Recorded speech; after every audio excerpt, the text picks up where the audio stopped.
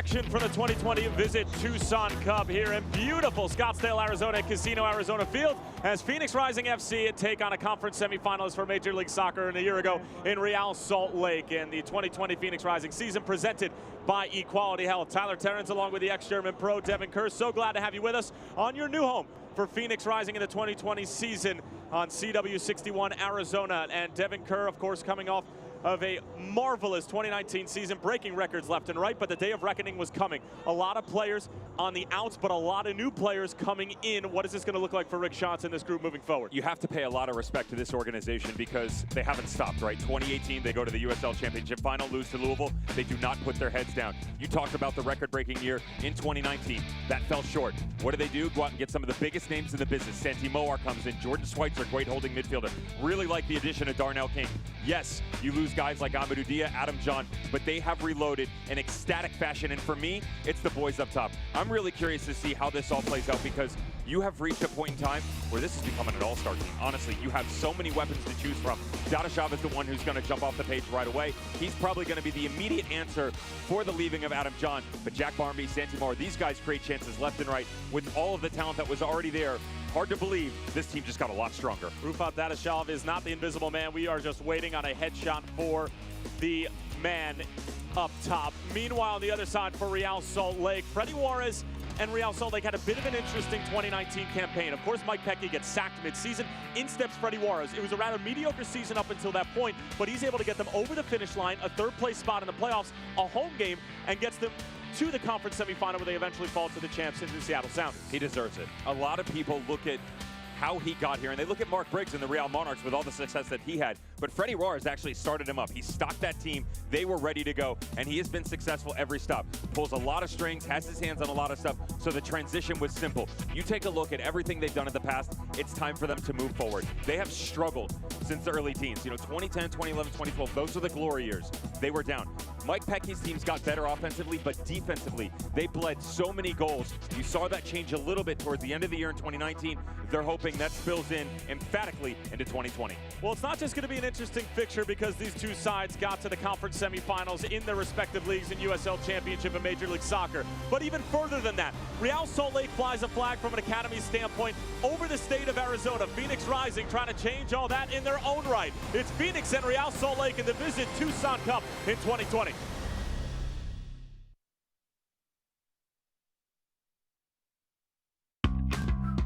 At Arizona Federal, our passion is to help out the community where you live and work, because where you bank should make you feel good.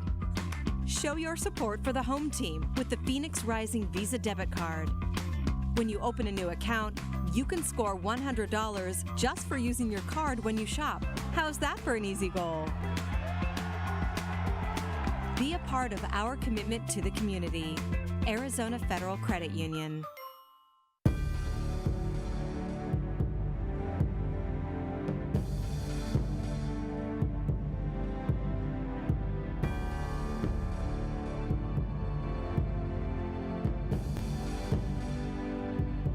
Equality Health is giving doctors more time to be doctors, so they can give you the care you deserve.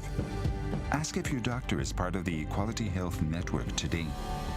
Equality Health. Caring is back. We're Carvana, the company who invented car vending machines and buying a car 100% online. Now we've created a brand new way for you to sell your car. Whether it's a year old or a few years old, we want to buy your car. So go to Carvana and enter your license plate, answer a few questions, and our techno wizardry calculates your car's value and gives you a real offer in seconds. When you're ready, we'll come to you, pay you on the spot, and pick up your car. That's it. So ditch the old way of selling your car and say hello to the new way at Carvana.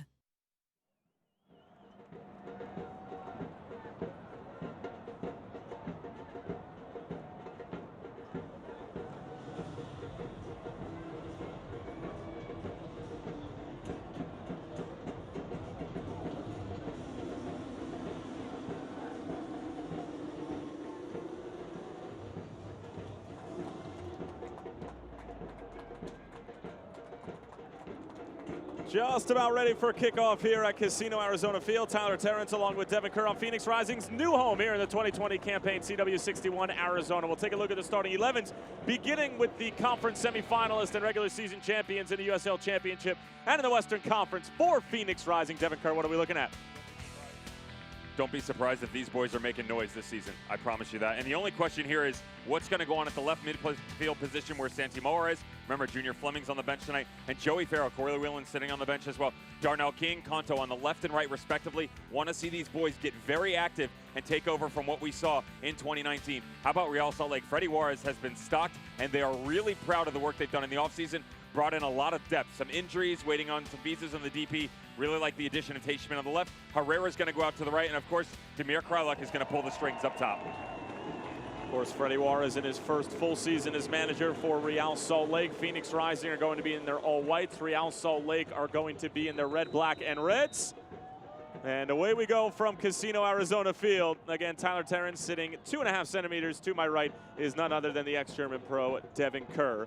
As we are moving right along the 2020 Visit Tucson Cup. Phoenix Rising have played against both the Columbus Crew and Sporting Kansas City, have given those two Major League Soccer sides some problems, and they're looking to do the same against Real Salt Lake, coming off of a bizarre yet successful 2019 campaign. Coaching change in the middle of the season due to some inappropriate comments from Mike Pecky. In steps Freddie Juarez. They end up getting a home match via a win over the Vancouver Whitecaps in the final game of the season, I should say, on decision day. And then end up falling to eventual champions in Brian Schmetzer, Jordan Morris, and the Seattle Sounders, who are coming off of a 2-2 draw against Olympia in Scotiabank CONCACAF Champions League. And we'll take a look at tonight's Mayo Clinic injury report. Who knows? I know. Why don't you tell our producer? I mean, the good news is that, you know, none of these boys are really knocked up at this point in time. That's the most important thing, resting a couple here and there. There are some tweaks for sure, but there's no reason to let the public know about it. They got to get back to business. And, you know, for the MLS squads, they got to be ready. February 29th is right around the corner, and Phoenix Rising and the rest of the USL Championship only a week behind them. Now Salt Lake will be opening up in the Sunshine State at Orlando City. And then they'll be home against Red Bulls and on the road against Columbus.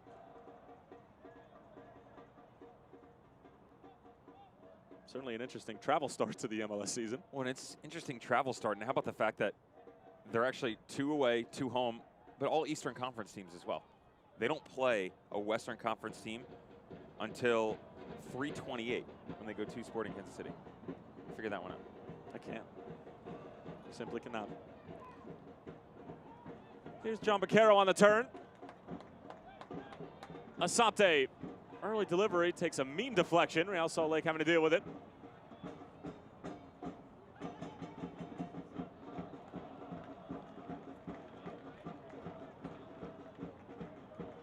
And there is a look at Rick Schatz in his second full season as manager of Phoenix Rising. Of course, got his contract extension after the season concluded.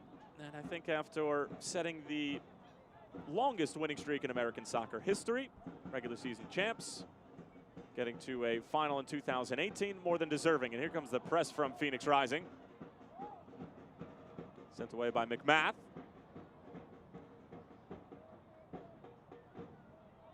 Knotted down by Baccaro. Lambert trying to get stuck in. Sante thought about it. Now takes it towards the back post, looking for Moar. Brought down. Shouts for an intentional pass back. I can't imagine that that's what the defender was trying to do for Real Salt Lake. And again, apologies for any late identifications because Real Salt Lake are playing with kits on where the numbers are not on the back of the jerseys, Devin, which doesn't make our jobs difficult, but it certainly doesn't make them any easier. Well, the good news is I let you lead the way there, and you do the play-by-play. It's the blind leading the blind, I'll tell you that Well, one. I just analyzed the fact that you got something wrong on the back end, but that's okay. Already some movement out on the wings. Aaron Herrera getting involved, and you know, this is one of the things that they're trying to really get in is, you know, play a little bit more. Freddie Juarez is a player's coach. Everybody is really into what goes on in the training sessions, in the dressing rooms. They've banded together quite nicely, and as mentioned in the starting lineup, they're really proud of the depth that they put in now. You're not worrying about 11-12. It's reached a situation where not exactly sure who's going to start in goal. They've got some options out on wing now. Tate Schmidt is the one who gets the nod right now as you get a look at the main man, Freddie Juarez. but you've also got some other options. Remember, Douglas Martinez, Michael Chang have been rewarded with Real Salt Lake contracts. Last year, you've still got the ability to bring over guys like Justin Merrim, who they brought over from Atlanta United. He was a free agent pickup. Pablo Ruiz still in the mix, so it's not just the 1 to 11 now. They have the luxury of digging deeper, and we just talked about it. The travel schedule to start the season doesn't hurt when you have those kinds of options.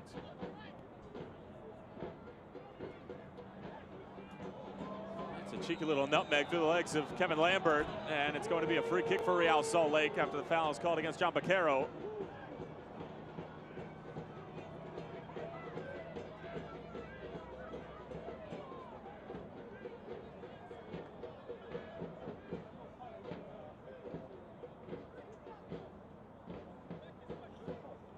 How happy is Phoenix Rising that they were able to get their hands back on John Baquero. The reggae boy not doing a lot of dancing in that situation. Got to keep him closed, and smart movement just coming right through. Just Glad making his way up the field, and dangerous spot here for Real Salt Lake. It's that gray area of 25, 26 yards out. You have the opportunity. Left footer Tate Schmidt standing over it as well, and you can go direct to goal for sure, so Zach Lubin has to be careful. But notice all the bodies on the back post with the space readily available. This is one you just drop it right in and let someone make a play. Previous foul was on Lambert. Baquero was getting the talking to because he ended up kicking the ball after the fact. Let's see what Real Salt Lake have in store here. Just a two-man wall, Zach Lubin organizing.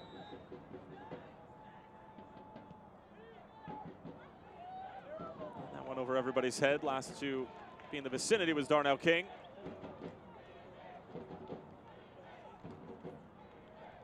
A little bit of pressure from Real Salt Lake. Of course, the Monarchs, the USL Championship side of this MLS group, who of course knocked off Phoenix in their historic season in the conference semifinals. Goals from Jack Blake and Michael Chang. 2-1 was the final score after Phoenix advanced via penalties over Austin Bold in the first round. Here comes Santi Moar, one of the more earth-shattering additions during the offseason, coming over from New Mexico United. Aguinaga. Back for the nutmeg on Justin Glad, and will earn Phoenix a corner.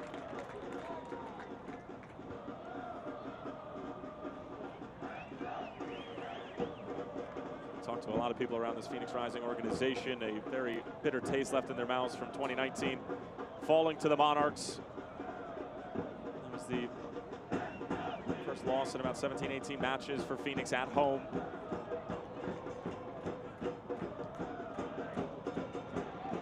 Free header, Lambert almost got there. Baquero back in, nodded away, Moar.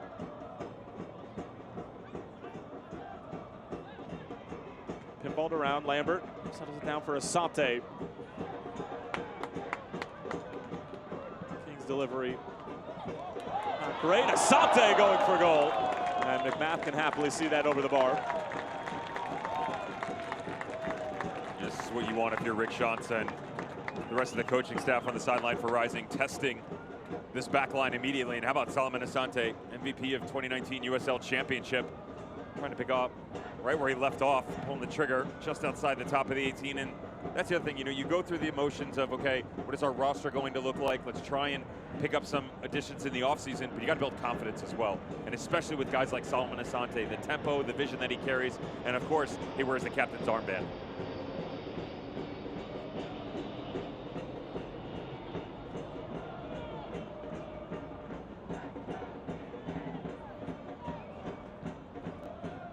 Farrell getting the start at the right center back position.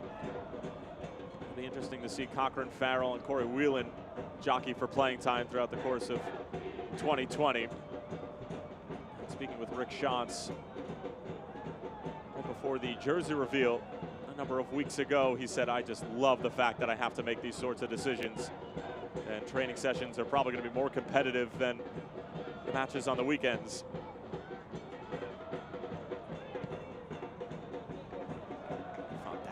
With a clever first touch to switch the point of attack for Darnell King. Here comes Phoenix looking to exploit the space. Asante.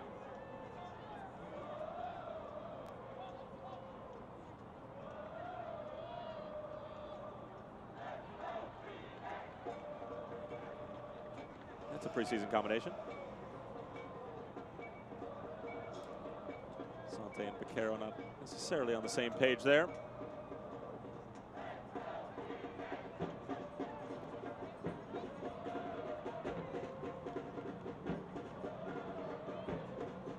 Crisp and clean from Phoenix. Asante hoping to find Santi Moore, and a good over-the-head catch from Zach McMahon.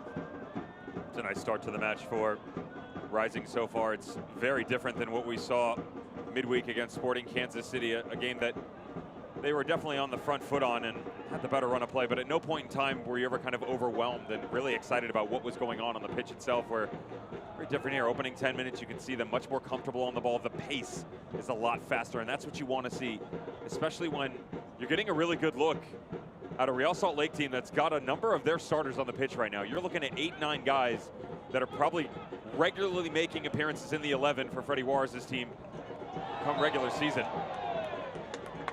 Justin Portillo throwing Jose Aguinaga off the ball. Devin, let me ask you this question. Phoenix obviously had an incredible year from a regular season standpoint, but getting over the finish line and being able to win in a knockout scenario in the postseason eluded them. And especially towards the end of the season, you saw Solomon Asante start to disappear a little bit. His confidence went out the window, and once that happened, it sort of became a little bit more difficult for Phoenix to break teams down, just because Asante was that good throughout 90% of the season. Speaking with Rick Schantz, being tactically flexible and maybe being a bit more direct when they need to be was something at the top of his list heading into 2020. Is that something on the top of your list for them to take the step in the postseason and take the steps necessary to take home their first USL Cup? The writing was on that wall coming into the playoffs in 2019. Kanto goes down. Opportunity here for Real Salt Lake. Peeled back. Chance for Krylak, and it's finished off. Phoenix looking for a handball, looking for a foul. They don't get any of it. And Real Salt Lake get their lead. It's Aaron Herrera tending to Zach Lubin. This is really smart by Aaron Herrera. It's a gray area where the referee's not always going to protect the goalkeeper. But watch this, as he steps in here and beats Owusu Ansah, he's unselfish. He could go into this and try and come up over the top of the goalkeeper. Instead, brings it to the side, exactly where the trailing runs are supposed to be for RSL. Krylak just sticks it in the back of the net. And again, you cannot take away from his vision. He recognizes that he's got two runs on the far side. Tate Schmidt's there as well. The speed, up-tempo, I like the downhill run, and it's a quality finish by Krylak.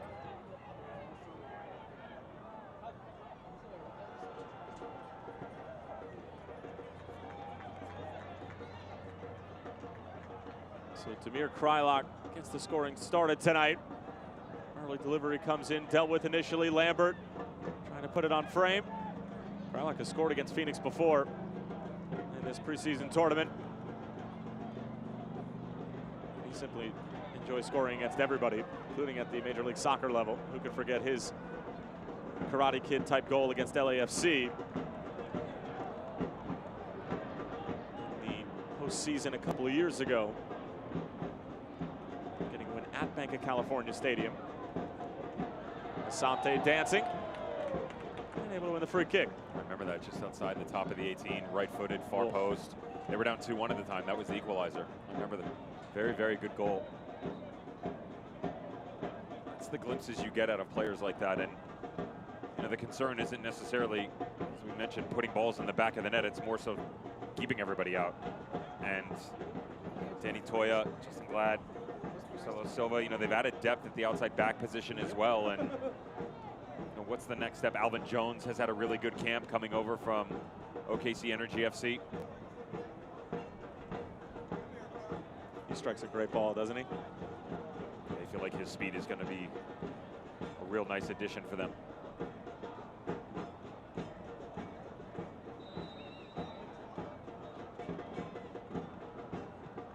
Vaquero, that's a teasing ball. It was won by Joey Farrell, but he couldn't steer it on frame.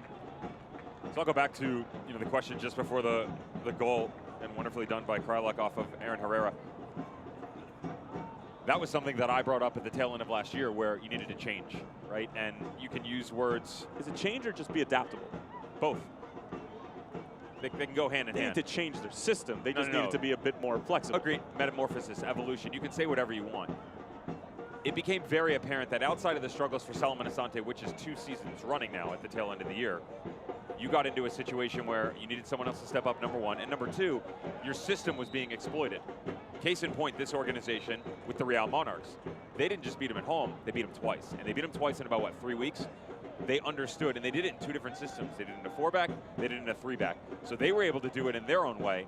Phoenix couldn't counteract that. Rick Schantz, and you had the opportunity to speak to him in person. When I was chatting with him, he was very adamant about the fact that they made mistakes. For you to stand, look at video, and look at yourself in the mirror and go, we got that wrong, that gives you an idea of the growing process that's here and their capability to take another step.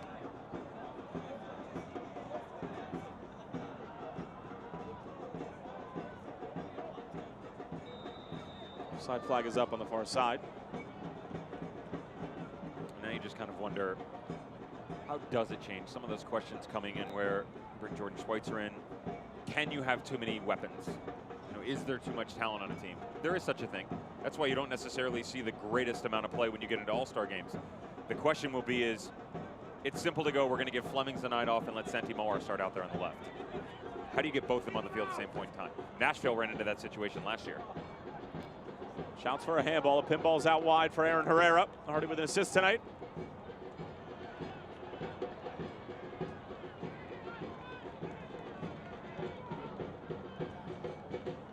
Good step from Aguinaga. Moore coming off of a goal against Sporting Kansas City, and what a finish it was. Tucked it underneath the crossbar and beating Tim Melia. Phoenix would go on to win that game by a score of 2-1. Healy would give one away, and Joey Calistri said thank you very much and polished off the second of the night.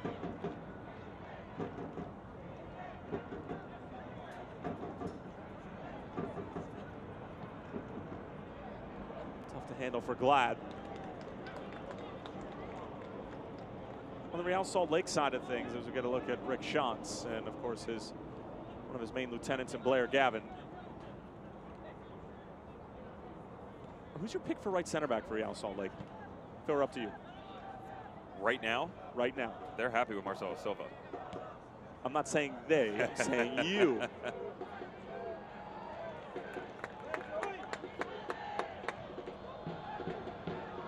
AJ Cochran able to win it back, and Phoenix will recycle because at the end of last year, they consistently went back and forth between Justin Glad and Marcelo Silva. Yeah, at this point in time, I stay with Silva because of the experience, because of the age, and the fact that you're going to have some pieces in certain areas that are going to be younger. Justin Portillo's young. He's not necessarily a child. He's youngish. But when you get guys like that, Tate Schmidt out on the left, if you start to rotate some of the other pieces in that they're hoping to do, guys like Michael Chang, guys like Douglas Martinez, when you have veteran leadership on the back, to be able to kind of dictate where this team's tempo is going to be going forward, that's really important. And no disrespect to Justin Glad, but in his early 20s, you don't necessarily have that same experience. And so when you can lean on a veteran like that, that's also nice. You've also got Onuoha back there as well, early 30s, so that could be where you start to shift the pairings a little bit, or maybe you don't play them both at the same point in time. Back to your point, 2 of their DPs, including Ramirez, who they just recently signed, he's not with the team yet. Brisnek and Ramirez, I mean, Ramirez is 18 years old. Brisnek is barely 25.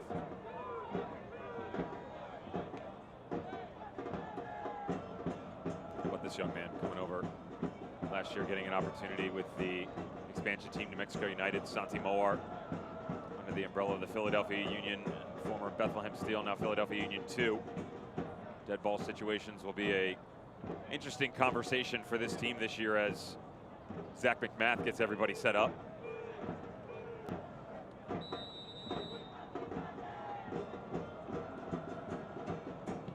Vaquero trying to put it on frame. It's off the post and followed up. Joey Farrell. And we're all level at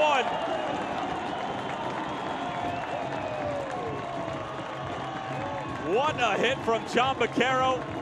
Joey Farrell, dare I say Joey on the spot.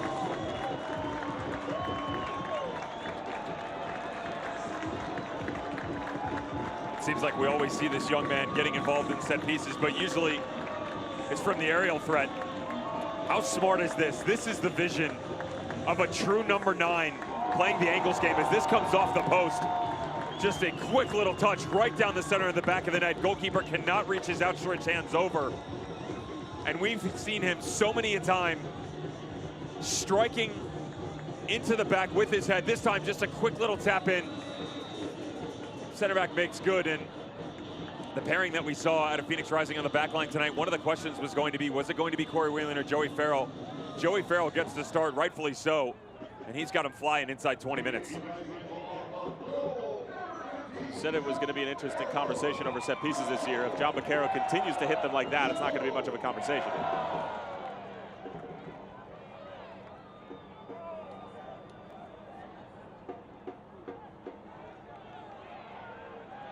Referee says play on for the time being.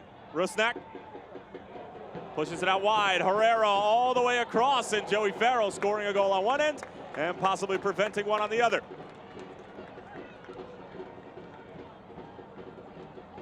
It's an area that Phoenix is struggling with so far right now is the transitional defending.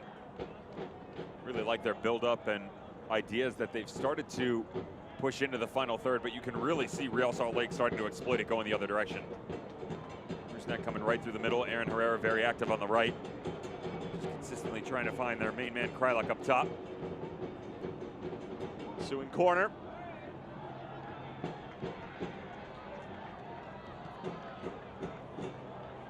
Dangerous from Asante with a lot of players from Phoenix already expecting the counter on the other end.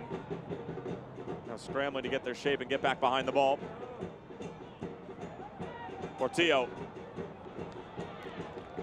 Asante able to win it back for Phoenix after giving it away just a few moments ago.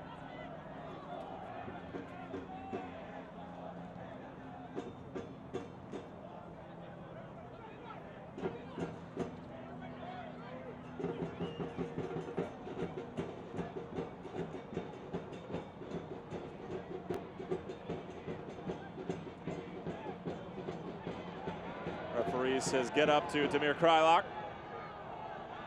Here comes Baquero. Now it's the Ghanaian Asante. Trying to go early for Danishov, and that's a couple of times that we've seen Asante maybe rush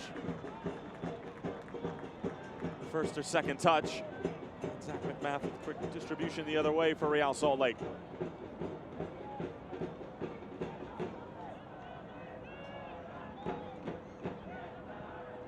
Kyle Beckerman, veteran switching the point of attack.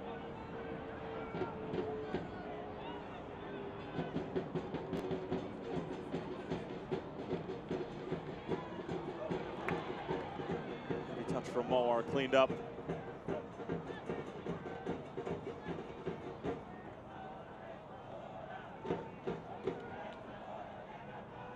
Levin, you and I got the question from a number of Phoenix Rising fans about whether or not Phoenix Rising got better. And we got that question before they brought in the likes of Rufan Dadashov, before they brought in the likes of Sam Stanton, who's going to be coming over relatively soon for Phoenix. I believe he got in a couple of days ago, actually, into the U.S. Where do you stand on that question now? They definitely got better. In some position, it was kind of a like-for-like switch. I think the outside backs is going to be really interesting to see. I honestly believe that you got stronger at right back with Darnell King. I think the left back is going to be the change from Amadou Dia to either Owusu Ansah or Kyle Bjornathan is probably, it's going to be a step back. That's not disrespectful towards those players, just Amadou Dia is a pretty talented individual, and he earned his way back into an opportunity in MLS with Sporting Kansas City. The midfield is going to be a real interesting one. What happens if they push Solomon Asante to the inside and maybe you move Junior Flemings over to the right, Santi Moar on the left, something like that, or vice versa. You also have an option with that Aguinaga, Joey Calistri spot. That's kind of the fighting one right there. Not necessarily sure, based upon what's come out of the camp so far, who's ahead in that race. You know, forget the fact that you've got the additions. Let's just talk about those three, Lambert and Baquero for sure.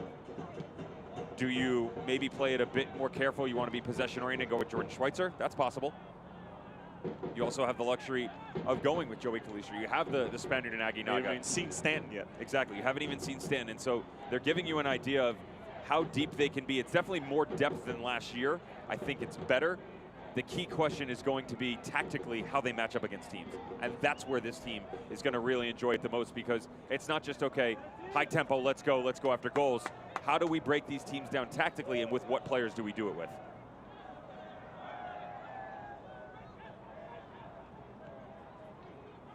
certainly went to the grocery store and got all the right ingredients. Now it's just a matter of how they're all going to blend in together and what the finished product will look like.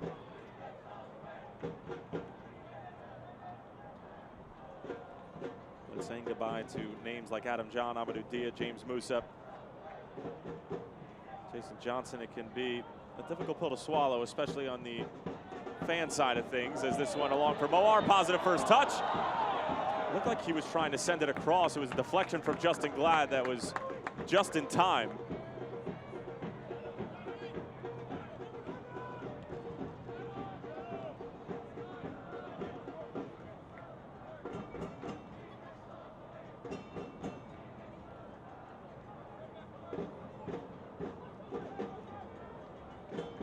I think a top 3 finish for Real Salt Lake is within their limitations, maybe I'll say, for 2020. It's definitely not out of the question. The key one for them is going to be keeping everybody healthy. Also, how quickly do they get their DPs because of the visas? And also, I'm real curious to see as to whether or not they keep their trialist Giuseppe Rossi. He's been with them in camp the entire time. Saw him against the Houston Dynamo the other day in their 4-0 win. And they looked nothing like they do tonight. It's much better tonight from Real Salt Lake. But from a playmaking standpoint, up top, add a little depth, be a little bit more fiery, and just lock it down on the backside of things. Moar looking to run right at Silva. Asante lining it up, lets it fly, and it just skips past. And Santi Moar, making a veteran like Marcelo Silva, looked like a bit of a mannequin on that play, just glided past him, and Asante can't find the frame.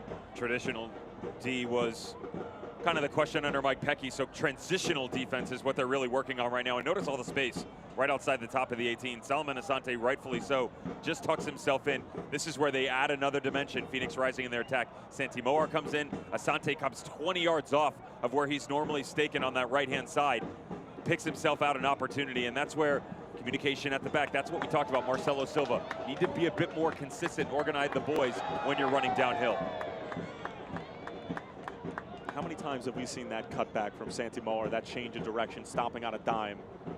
I remember watching him do that for what was then called the Bethlehem Steel. Now this year will be the Philadelphia Union 2 at Goodman Stadium in the beautiful Lehigh Valley.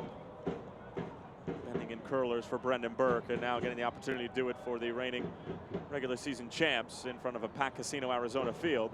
And of course did it with Troy Lesesne and New Mexico United in their inaugural season, a massive part of their success, and of course their incredible US Open Cup run that was brought to a screeching halt by Minnesota United. It looked good for about 10 minutes after they got the opening goal, but then everything after that, not so much.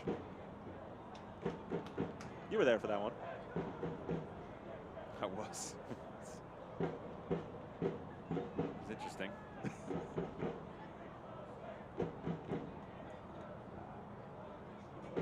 Tell you what, it might be preseason, but that is a mid-July mustache. The local boy, Toya, Tucson native, does good. There was these guys kind of a homecoming of sorts. I mentioned it briefly at the top of the broadcast before we went to break, but Real Salt Lake does have some territory claimed within Arizona and RSL AZ, and there's been some players, number of great players that have come through that academy. And of course Phoenix Rising now have done such an incredible job of fostering young talent within their own organization under their own flag. And it very much is a territorial battle between the two clubs now.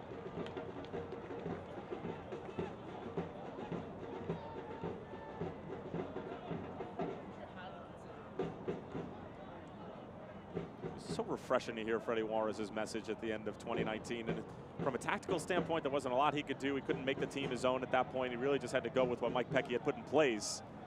But his main message at the end of the season was just continue to play the game with passion, be hungry, be grateful every time you step out onto the field. And it did translate as Moar goes for the curler, rocks off of Marcelo Silva, and a corner kick coming up.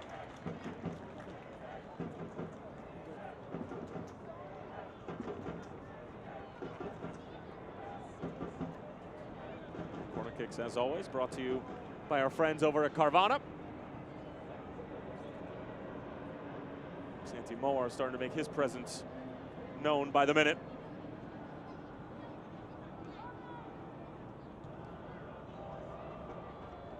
Lambert at the back post.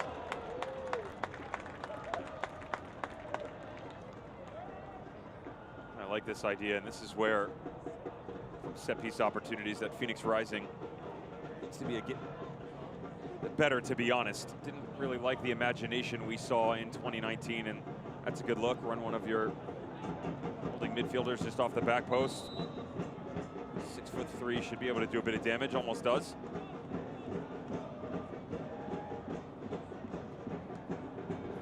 Truly Nolan, faster than a speeding cockroach, smarter than conniving ants, and more ruthless than a bed of scorpions. That's why when Truly Nolan is in hot pursuit, there's no escape. For a free estimate and $50 off pest control, go to trulynolan.com.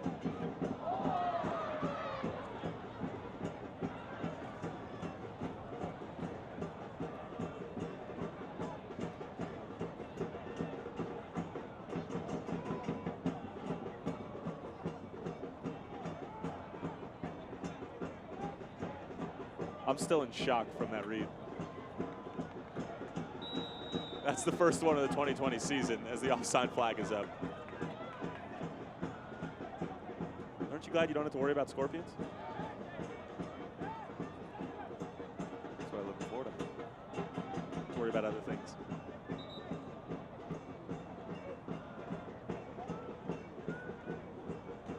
This will be an interesting one for me with Real Salt Lake, who ends up in between the pipes. That's the question. Yeah, Zach McMath back there, and of course they've got the youngster David Ochoa, played 90 minutes today in their preseason match versus Louisville City. Didn't exactly go the way they wanted to, and Andrew Putna sitting on the bench. So it's the depth that this organization keeps talking about. It's a good problem to have. Kind of get an idea of the media when you chat with everybody and you hear the comments coming from the coaching staff, and not just Freddie Juarez, but Seabird, Tyrone Marshall. Just not exactly sure who is going to be the #1 back there. Not just yet.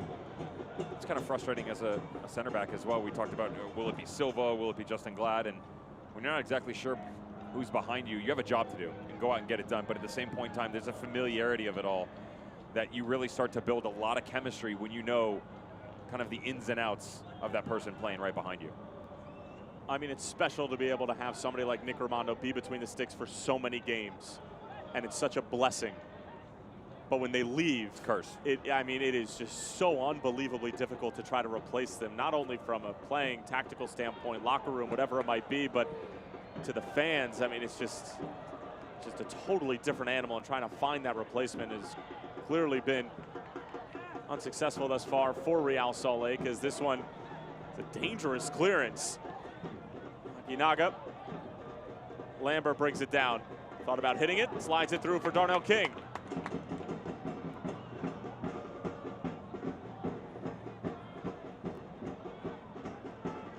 Snack with a heavy touch back into his own penalty area, clears it away.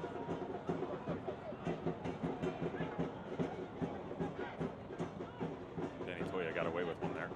Just right down the middle.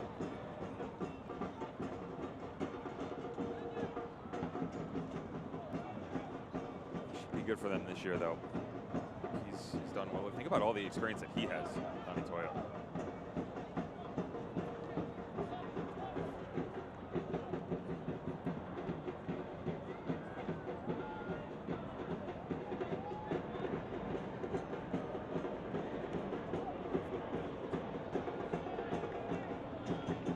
They're trying to win it back. What a throw-in.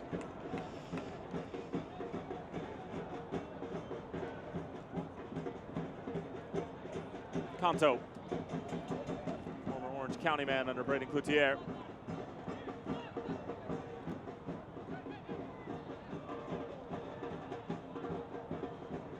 That's first touch from Darnell King.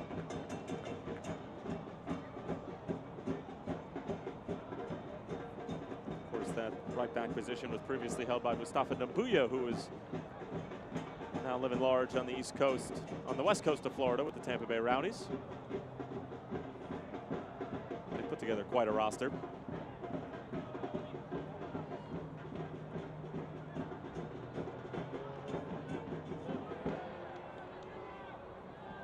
Silva toying with it.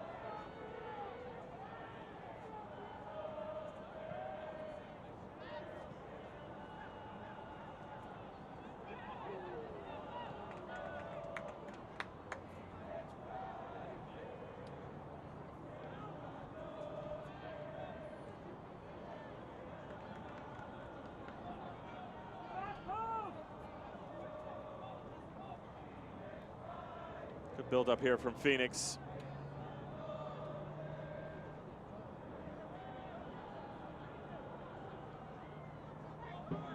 Cochran.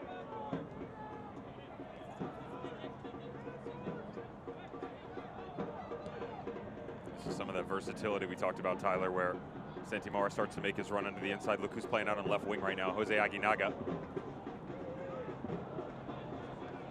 Just gives you so many different looks, and as a defender, it's really difficult to track players like that. Think about it, if you're Aaron Herrera, Santimara's in front of you, he starts to check inside, so you pass that off, and maybe he starts going with the runner of the likes of Justin Portillo. So Portillo starts to come over, you pass him, and everybody's passing, but then you have to worry about the space that was previously occupied, and that's where communication just becomes such a major factor in this game. Spaniard Santimara can get you in so much trouble. Created a great relationship with Josh Suggs last year at New Mexico United. You expect that and more should take place with Phoenix Rising this year, especially with all of the talent that they have. When you get himself coming inside, Rick Shantz has talked about Solomon Asante coming in as well. Junior Flemings has started to evolve his game a lot more in that fashion. Sure is a lot of fun to watch. What do you make of the Santimara getting booed at the jersey reveal as a former member of New Mexico? Doesn't bother me whatsoever. I know it doesn't bother you. If you're a fan that's booing, you're obviously not paying attention to what's going on the field. You want to play politics, sit on the sideline for a reason. Enjoy this masterclass that this club has put together to go out and get these players. We haven't even gotten into the ones that are on the pitch right now. Jack Barmby, some of those boys, and Jordan Schweitzer. We alluded to it earlier, but these are real pieces. And we're not talking about depth. We're talking about guys that can step on right now. That would be starting on 90% easily of the other teams if within not the all. league. Yeah. If not all. And if you're booing, I just don't get that.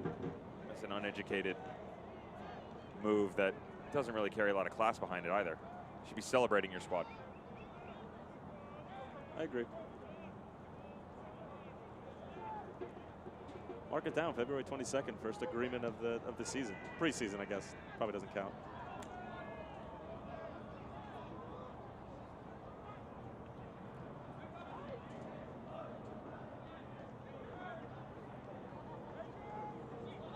Justin Glad picking out a pass for Kyle Beckerman. Quick feet. RSL on the move, lashed across, and Lubin able to cover it up. Tell you what, that was some silky smooth built-up play from the visitors. All starts from Kyle Beckerman, who actually threads the needle, a 30-yard ball that comes back through. Initial threat doesn't happen, but this is really well done by RSL to stay organized. Look at all the numbers they have forward. As this ball gets sprayed across the top of the 18, 3-4 options. And again, the key question mark is when the play breaks down, they start going the other way. Do the numbers get back quick enough? Lambert finds King, early delivery looking for Dadashov, seconds for Asante.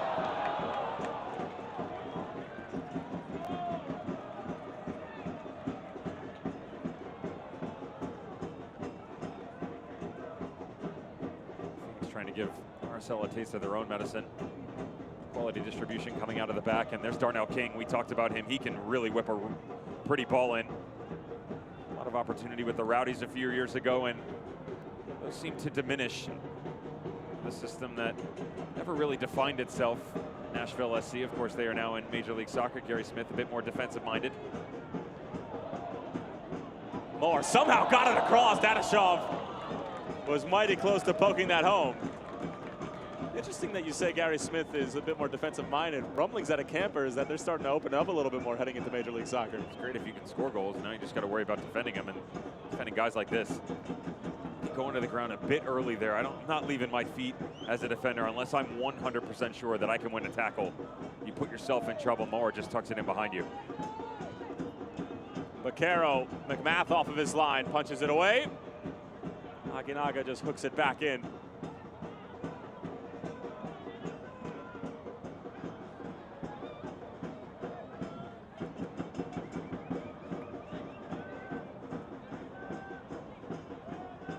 Up next, the ABC 15 halftime show. Craig Fouey is kicking it with Phoenix Rising's coach Rick Schott. Stick around, the ABC 15 halftime show is next. Asante has to be, and it is! Reigning MVP, able to grab the go-ahead goal for Phoenix here in the 40th minute, right before the stroke of halftime. They won't come much easier than that. 2-1 to Phoenix.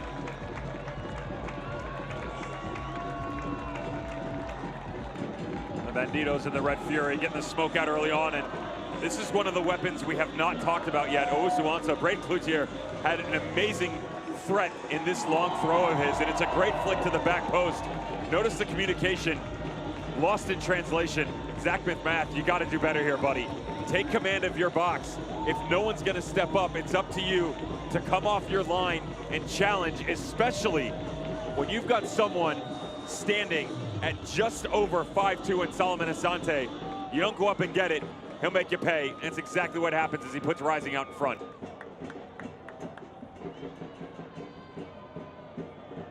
Second night in a row here in the Visit Tucson Cup that Phoenix have gone down a goal and taken a 2-1 lead.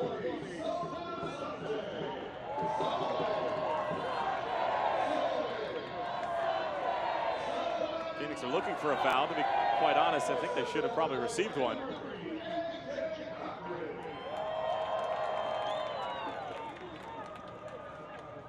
Credit A.J. Cochran with that assist. Yeah, why not give it to him? It's the preseason. Might not have one again for a while.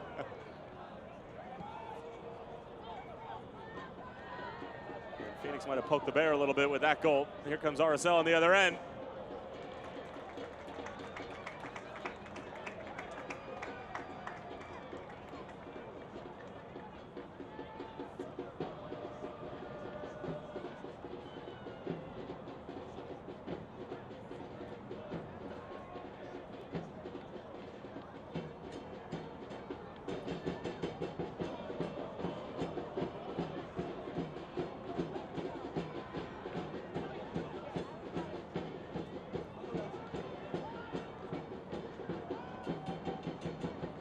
Snack. Getting past Santi-Moar.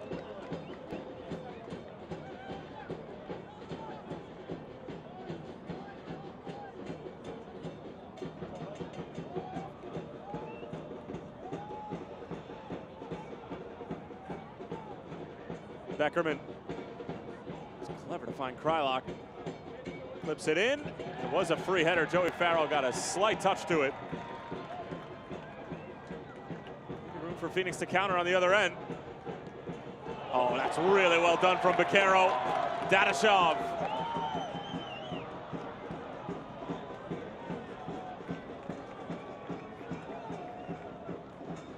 Out of all the pieces that they brought back, obviously Solomon Asante is towards the top of that list, but John Bakero was probably the one from a fan standpoint that captured the most attention. Hashtag bring back Bakero. He was in Spain. They weren't sure if it was going to happen.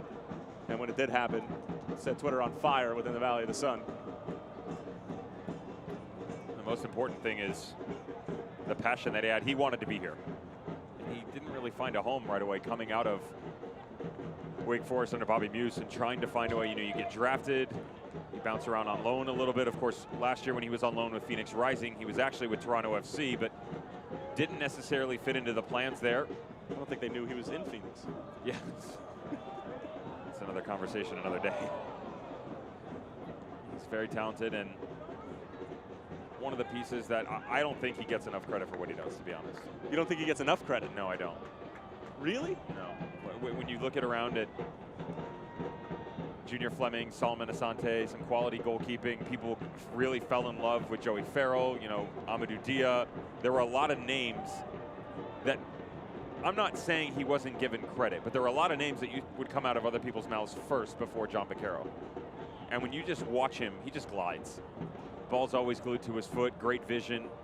We've seen tonight what he can do from set piece opportunities, and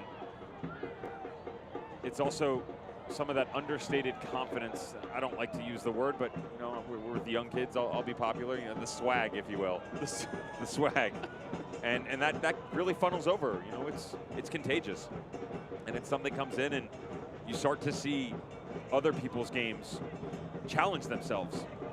Kevin Lambert in the middle of the field. You know, Rick Schantz talked about what's he going to be as the next step for a player, that offensive threat. I promise you that he's got a lot of conversations going on behind the scenes with John Baccaro. Aguinaga plays off him really well.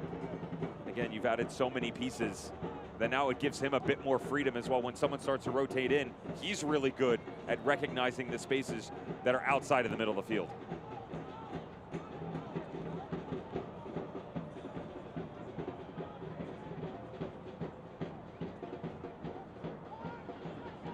High delivery.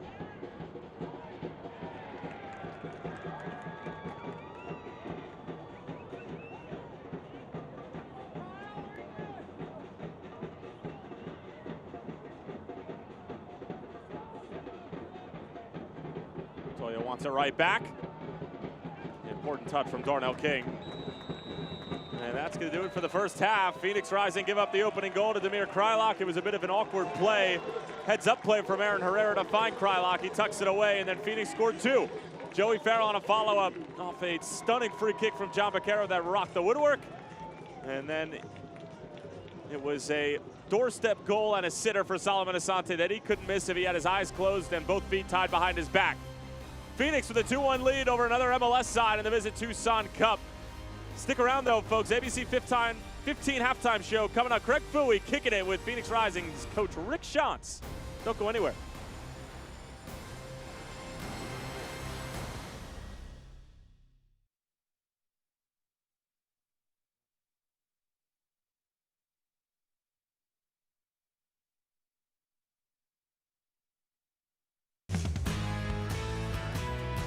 Welcome to Phoenix Rising Halftime Show, powered by ABC 15 Sports. I'm Craig Fouey. We're joined now by Rising head coach Rick Schantz. Coach, welcome to the show. Thank you so much. You've got to be excited about getting this season started. I am. It's been a long preseason. We're ready to go. The guys are working hard every day, and you know they're ready to play for points that count. You are building off a 20-win season, the regular season champions. You raised the bar pretty high last year. Where do you go from here? Yeah, it's important for our organization that we continue to improve every year. We've talked about it from the beginning. Phoenix Rising is about winning trophies, and you know, having a good season was spectacular, and but only one team really gets to celebrate at the end, and you know, the next step is get that big trophy right at the end. You've talked a lot already in the preseason about culture. How important is that for a coach to have that right mix of players and develop a good positive culture in the locker room? Yeah, it's the most important part. You know, culture is such a big word, and how you define it is what makes you special as an organization. And for us, it's creating a winning culture, and you know that requires everybody to be a part of it. And you know, from the kit man all the way to myself, and even into the front office, they're all part of our core values. You know, and loyalty, commitment, hard work, and enjoyment. These are just some of our values that are extremely important to us. You know, they clean the locker room up after themselves. I'm very impressed with this group, and I know that this culture that we're building is going to last for a long time. Talk about your background too, because you were born here in Arizona, raised here in Arizona. Right. What's it like for you being the head coach of Rising? Oh, it's a dream come true, really. You know, I was born in Yuma and lived down there till I was 10, moved to Tucson, and now to Phoenix, and to see the growth of the game in the state of Arizona has been unbelievable. You know, I grew up playing with another famous person out of Arizona, Greg Vanney, who's now coaching at Toronto in the MLS, and I just spoke to him the other day, and I told him that this is quite an honor to represent the state of Arizona, and I think you know, just seeing the growth of the game and watching how many kids are playing, I hope that having a real good professional organization and a club like this inspires more kids to play. Well, Coach, thanks for coming in. Appreciate it. I appreciate it. Thank you. Good to see you. Hey, the Rising also releasing new jerseys and kits this season. We'll take a closer look at those when the Phoenix Rising halftime show continues. In an era of online retail where everything is just a few clicks away, buying a car should be no different. That's why at Carvana, you can buy a car 100% online. We made it easy to browse, view, and buy from over 10,000 cars. You can even trade in your old car, all while binge watching your favorite TV show. Afterwards, we'll deliver your car to you, or you can pick it up from one of our car vending machines. Either way, your car comes with a 7-day return policy. So grab a seat, relax in your comfy pants, and enjoy the new way to buy a car at Carvana. We're Carvana, the company who invented car vending machines and buying a car 100% online. Now we've created a brand new way for you to sell your car. Whether it's a year old or a few years old, we want to buy your car. So go to Carvana and enter your license plate, answer a few questions, and our techno wizardry calculates your car's value and gives you a real offer in seconds. When you're ready, we'll come to you, pay you on the spot, and pick up your car. That's it. So ditch the old way of selling your car and say hello to the new way at Carvana. At Arizona Federal, our passion is to help out the community where you live and work, because where you bank should make you feel good. Show your support for the home team with the Phoenix Rising Visa debit card. When you open a new account, you can score $100 just for using your card when you shop. How's that for an easy goal? Be a part of our commitment to the community. Arizona Federal Credit Union.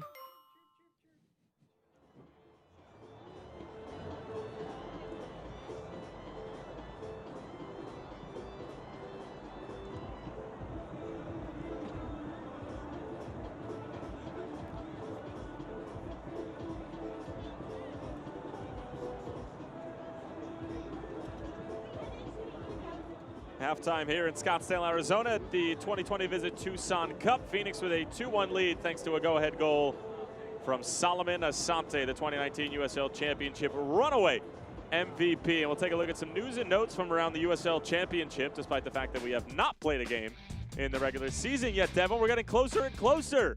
Less than 2 weeks. How are we feeling, my man? Ready for the offseason. There's been a lot of movement, a lot of fun. Of course, Sacramento Republic had a little fun with San Jose Earthquakes. Matias Almeida's boys going down. Mark Briggs back at the helm of Sacramento Republic. Really excited to see what goes on there. And of course, how about USL Championship back on national television, ESPN News, 8 p.m.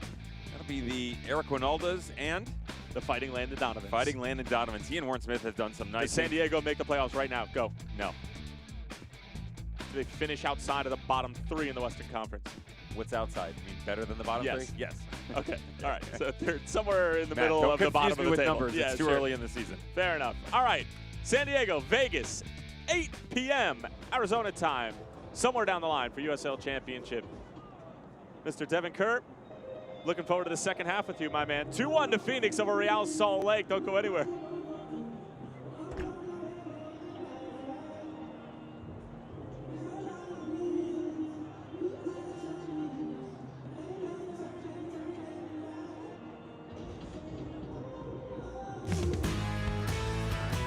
Welcome back to the Phoenix Rising halftime show. What do you do after an amazing season that saw Rising win 20 straight? You start with new kits. Just one more way of raising the bar for the 2020 season. It was late January when Rising revealed the new look jerseys and kits. The response? Overwhelming. The new whites, the clear favorite when it comes to the significance surrounding the jersey. I think I'm a little partial to the whites because all the cities and towns in Arizona are on the sleeves, and I think that's really cool. You know, being born and raised in Arizona and coming back and coaching a professional team here and wearing a jersey that really represents our state gives me a lot of pride. I love what they represent, right? I think the white one, being able to represent the whole state of Arizona and just being here, being able to explore, you know, Sedona, Flagstaff, all those places, and being able to represent them with their names on our jersey, I think it's beautiful, and hopefully we can win a lot of games with that jersey on.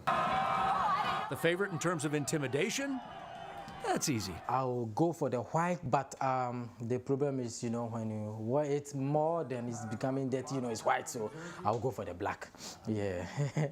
I love the blacks because it tells a story. I remember walking out last year and the lights went out and our supporters groups were waving the red and white wands, and it looked really awesome. We didn't know if it was going to look cool, but all the players were like, "Coach, that was awesome." I love black kits. I think last year that was my favorite, and I do love what the white one represents, but I think wearing all black is intimidating, you know? And the red, clearly part of the foundation of the Rising franchise. The red that's who we are, you know, and that's our home color. That red is like our deep tradition, and You know, to me, anytime we wear the Reds, whether we're home or away, it kind of signifies power. So, who decides when each uniform will be worn? It's not up to me. I think the ultimate decision maker is our kit man, Shafiq. So he surprises us every week. I told him what I always like the mix match, you know, the red, white, red or something like that. But I think I've been voted down. It's not that big a deal to me. Thanks for joining us for the Phoenix Rising halftime show. The Rising kick off the regular season on Saturday, March 7th against Portland Timbers 2 at Casino Arizona Field. We're Carvana, the company who invented car vending machines and buying a car 100% online. Now we've created a brand new way for you to sell your car. Whether it's a year old or a few years old, we want to buy your car. So go to Carvana and enter your license plate, answer a few questions, and our techno wizardry calculates your car's value and gives you a real offer in seconds.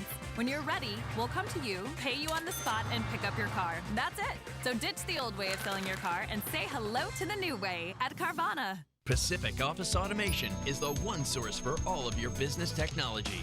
Copiers and printers, managed IT and cloud services, unified communications and telephones, security systems and cameras, complete conference room packages.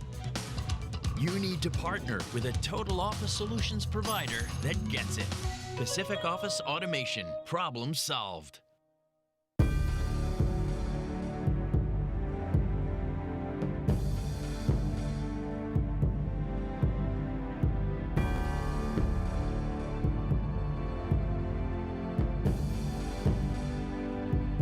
Equality Health is giving doctors more time to be doctors, so they can give you the care you deserve. Ask if your doctor is part of the Equality Health Network today. Equality Health. Caring is back.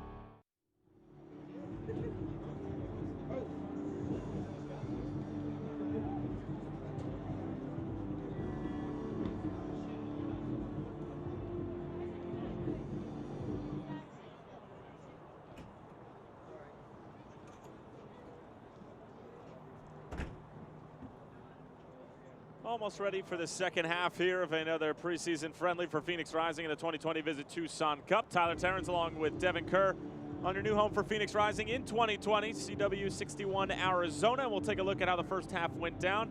Mr. Kerr, Phoenix Rising yet again proving that they're right on par with some of Major League Soccer's best. The performance done is a lot better than what we saw Wednesday against Sporting Kansas City. Quality control. The problem is they actually gave an early one up, and I really like the perseverance on the outside by Aaron Herrera. All goes back to the high soccer IQ, playing this ball back across his body. He knows immediately he got stuck in on Zach Lubin. But watch this ball. Kyle Beckerman down in the corner, and then right around Owusu Ansah. Got to be better here. Use your body, get the shoulder to shoulder, push him down towards the corner flag. Instead, Krylak in the back of the net. Visitors out in front early. Zach Lubin took a shot but would continue. Aaron Herrera heads up play. Knows exactly where Krylak is. Krylak has scored against Phoenix before. He's done it again in this preseason tournament. Then John McCarroll from the free kick rocks the post. You have to be a little upset if you're Freddie Juarez. Both goals coming off as set pieces and nobody following up for Real Salt Lake. Was just about to say, look at all the white jerseys in the box instead of the defensive unit. Three guys, and most of them are just standing. You see the trailing run on the backside of things. Got to be better. Follow your mark. Follow the ball. You learn that when you're young. Instead, it equalized, and Phoenix wasn't done. They started to turn it up a little bit here. Counterattacking became the thing for RSL, but Phoenix would get a second goal. The question was, where was it going to come from? Was there going to be a second one from RSL? Plenty of opportunities. Saw some movement on the outside. Again, Herrera getting involved. I think they lacked in balance. Want to see more on the left with Tate Schmidt, and felt like Justin Portillo, he's so good on the ball, bouncing left and right. We saw a lot of Beckerman. We saw a lot of Rusnak, not necessarily Portillo. When you can move that easy from side to side, that's when they're at their best. They lacked a little bit, and instead they give up a goal right at the tail end of things. Why is no one stepping to Solomon Asante, especially Zach McMath? There's somebody going with Rufat Dadashov. I believe it's Donnie Toya, just totally lost track of where Solomon Asante is. Nobody marking. 1, 2, 3, 4 players in red jerseys and the goalkeeper. 5 players that could have made a play on the ball. Instead, they go behind before half. There are a lot of things you can't control during preseason, like cohesiveness on the offensive and defensive side of the ball, but set piece is certainly something you can't control. Here's a look at Phoenix Rising's first 5 games of 2020. Not necessarily the easiest 5 games to start off a new campaign. home against Portland, on the road against the reigning champs and the Monarchs, at San Antonio FC in a new era for that group, and then home against Austin, who they took down in the conference quarterfinals in the first round of the playoffs last year, and then at a new side, but not really a new side. They have a new name, new ownership, but it's Tulsa. New jerseys too, but it's Tulsa. It's a little bit ridiculous. And let's stay positive. We'll look at March 14th. That'll be the one everybody's looking at. Rematch of the Western Conference Final, Real Monarchs SLC. As mentioned, the affiliate of Real Salt Lake struggled a little bit earlier today, but I'm sure at that point in time, Thompson Olave will have his boys ready to go 2 weeks into the season. So the first 3 out of 5 on the road for Rick Schantz and Phoenix Rising. They got off to a poor start last year in 2019, but that was all put to bed basically from months, what was it, May until September? September sounds about That's right. most of the season. Sure, why not? 20 games in a row. That happens. Longest winning streak in the history of American soccer. How do they follow it up with an encore? Only time will tell.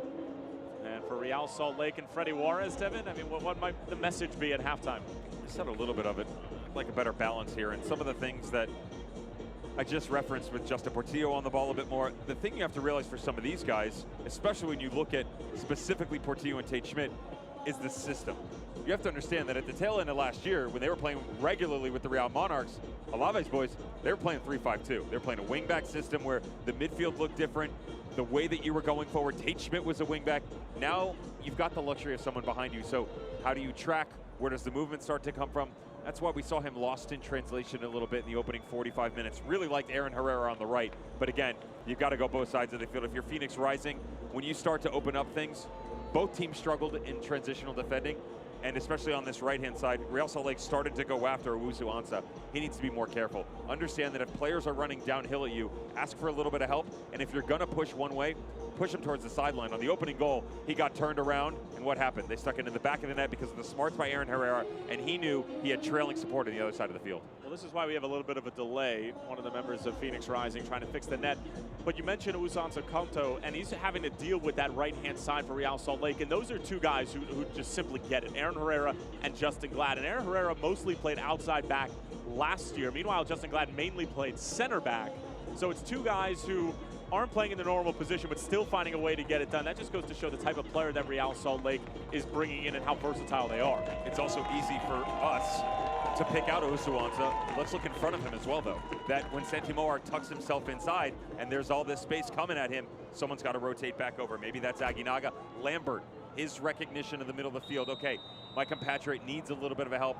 Just pinch over a little bit, give him some assistance, and try and lock it down. Officially underway in the second half of this preseason friendly and part of the Visit Tucson Cup. As Corey Whelan comes on and replaces A.J. Cochran at the center back position. So a rare sighting of Joey Farrell and Corey Whelan along the back line. Used to seeing either Joey or Corey sitting next to A.J. It's just a load management for Phoenix Rising. Jay Cochran, one of the few that did go the full 90 minutes the other night against Sporting Kansas City. Being preseason, you just want to nurture these guys back into their physical fitness. Don't want to rush anybody back and risk injury. It's a really good job by the sports science department of Phoenix Rising, something they've taken really pride in their growth over the past 18 months or so. Trying to go up tempo a bit more. How does that handle? Looking at guys like Marcelo Bielsa at Leeds United and, of course, Pep Guardiola in Manchester City. Rick Schantz, Blair Gavin, Pete Ramage all pride themselves on their overall knowledge of the game in general, yet alone how the application is going to take place for the squad in front of them.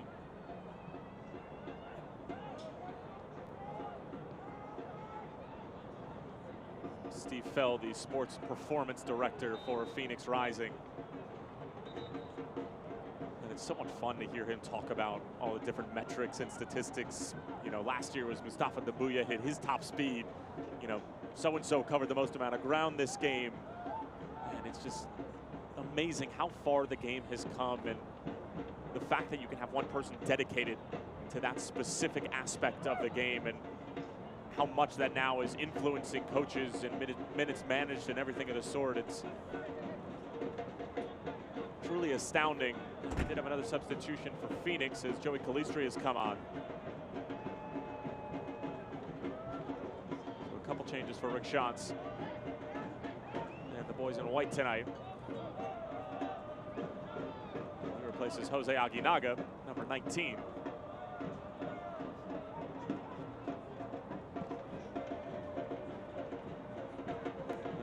Start to see a lot more of Joey Calistri in the middle of the field, given how loaded they are at the wing position. He mostly was coming off the bench in 2019, filling in at that wing spot, but we knew that he had that versatility to tuck inside.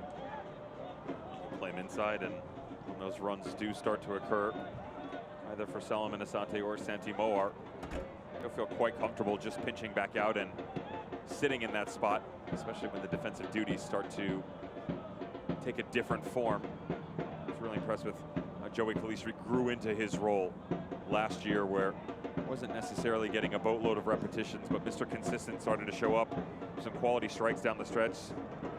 About the one against New Mexico United, that 2-2 comeback draw, just top of the box, 25 yards out, put your head down and hit it.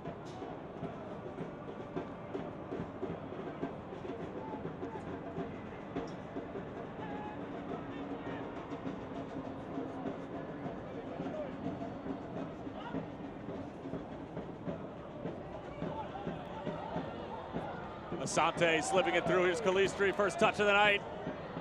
Trying to curl it in behind the defense. Good sliding challenge on this left-hand side from Donny Toya. And a corner coming up for Phoenix, brought to you by our friends over at Carvana.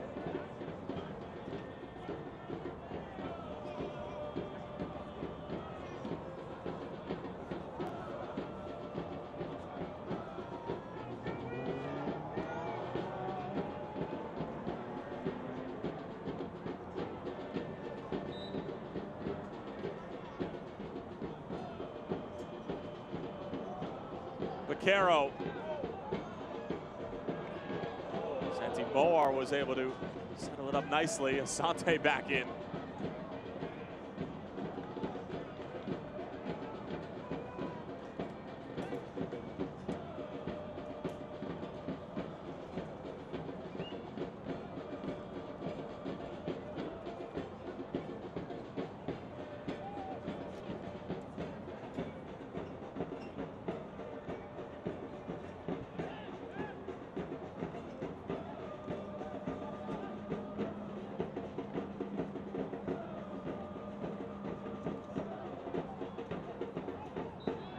Vaquero able to win the free kick.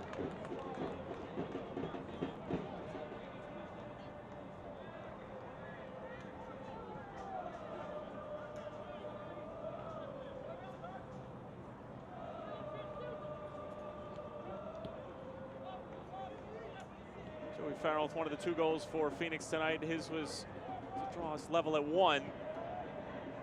Coming off of that Vaquero free kick that cracked the woodwork.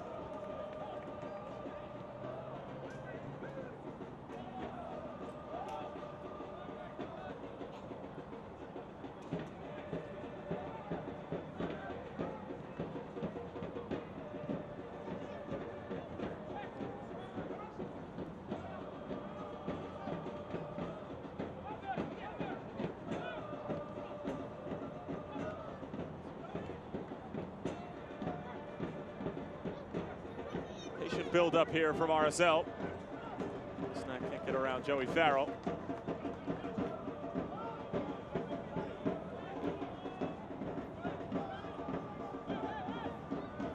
Beckerman, a wily veteran on the move. And Schmidt trying to stand one up, unsuccessfully. How good was he in the USL Championship final against Louisville? Of course, an Arizona native, played for FC Tucson. And we had a chance to talk to him after the game as well. Just a great kid as well. He's another one of the players that just kind of looking to continue his development in a role that, you know, you're really not necessarily sure. Is it going to be that outside midfielder position? As mentioned before, playing under Jameson Olave for the Real Monarchs, winning the title in the wingback spot. You know, a Phoenix native, yes, but when he went to Louisville and was an All-American under Ken Lolo, he was a striker. He played the 9. He would drop back into a 10 spot as well. And to go from that to basically be bounced around back and forth, RSL Real Monarchs, is he a left back? Is he an outside left midfielder? You can move him on both sides, which is great. At some point in time, you're going to have to lock him down somewhere. It's great to have a versatile player, but he's got to have an identity, and I think you're starting to see that at the outside midfielder position. Initial header won by Joey Farrell. Beckerman back in. It's Lubens.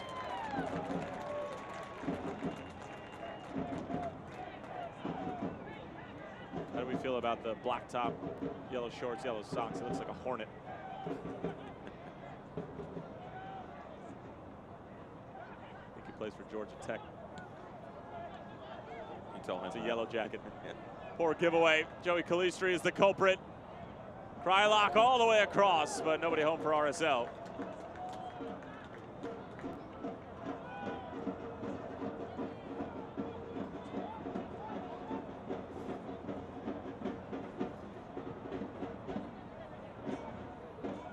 We've seen a couple of really not so clean touches from Phoenix over the past 2 minutes or so. Here's a look at the flying bumblebee.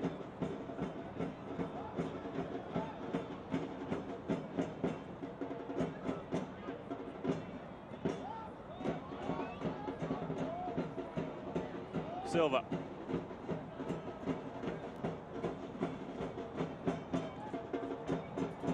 Here's Justin Glad, all sorts of space, but closed out quickly by Compto.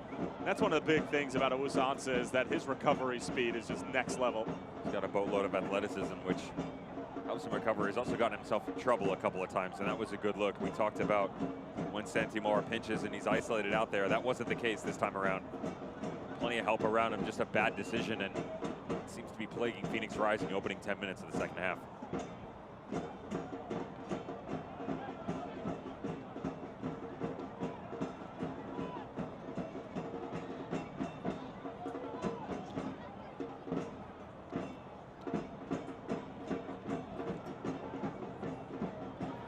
Strong header from Joey Farrell. He has basically won every single corner defensively.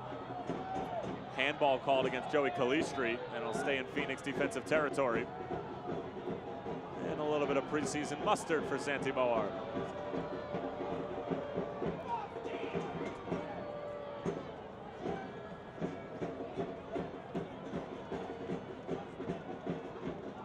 Just on the back end of things, Santimora continuing the play, and it's the overextended arm coming out here.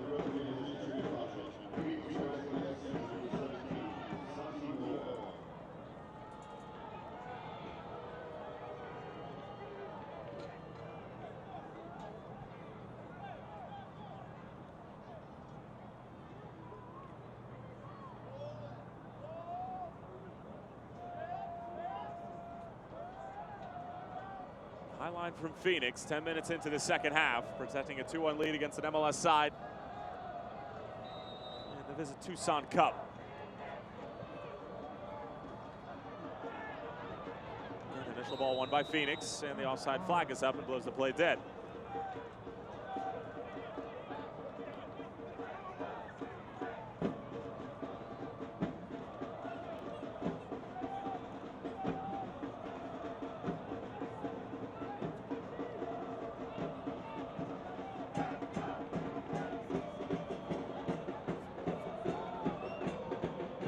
Danishoff did well.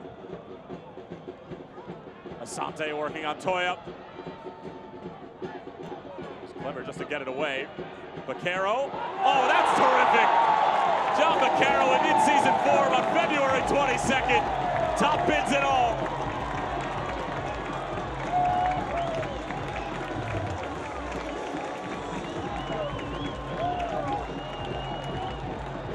We discussed about halfway through the first half as to whether or not this young man was underappreciated.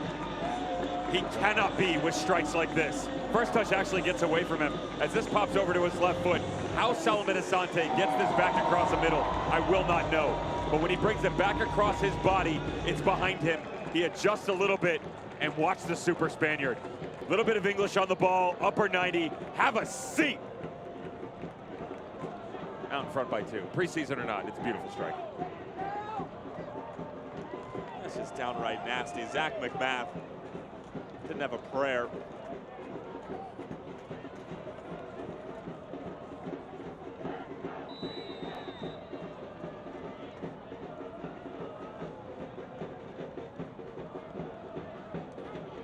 along with him on social media at all during the offseason? Vaquero? Yeah. Absolutely. This man went to every single major European fixture. Oh, basically from the end of the season. He's got a guy. He's got a guy. He knows a guy who knows a guy. Yeah, it's his father. His father, of course, played for Barcelona, Real Sociedad. I mean, this man was just all over the map. Went to a number of Barcelona games, was in England. I mean, this guy just was living the dream.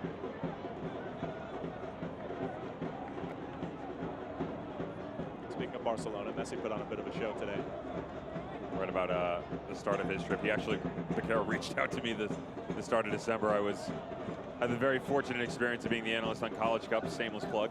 And he reached out, he said, I was like, oh, I had a nice chat with Bobby Muse today. He said, do me a favor, don't curse us again like you did last year. I said, I wasn't on the broadcast last year.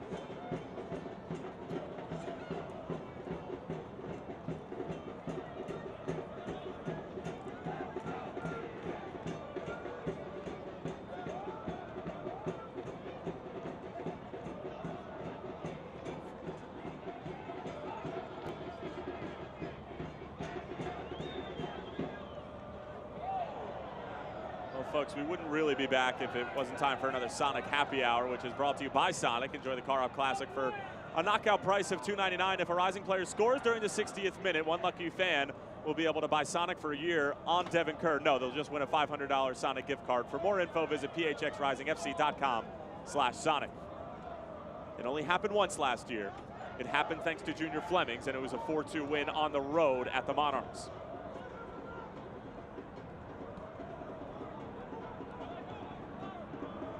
Tate Schmidt scampering to try to get there. This isn't a bad idea for Real Salt Lake, but that ball that you just saw has to come much sooner, and the recognition from Tate Schmidt on the buildup about 10 seconds before is why they didn't get there in the first place. Almost blocked off the passing lane, and that's one where you have to bring yourself back to the interior, let the one-on-one develop on its own, or you start to cut in and then you make the run. Instead, they have to recycle back around, and the ball's just too late, too much pace behind it, can't get it back across the box.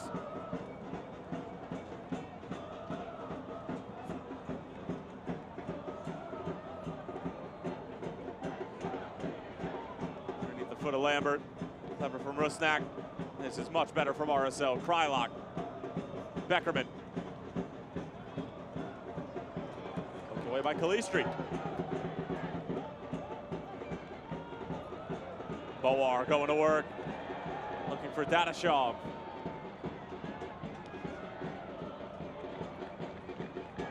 Really yet to see Dadashov assert himself in this one and put his stamp on this match. You're really on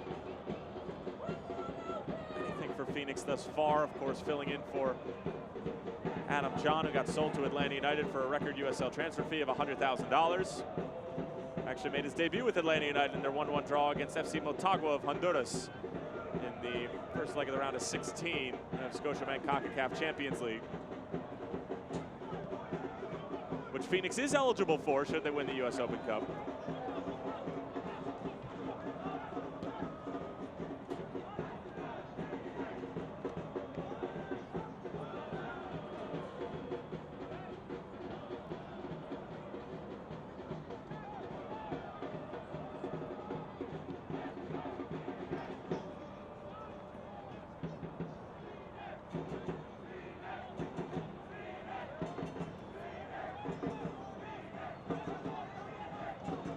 Real Salt Lake looking dangerous here. Tate Schmidt.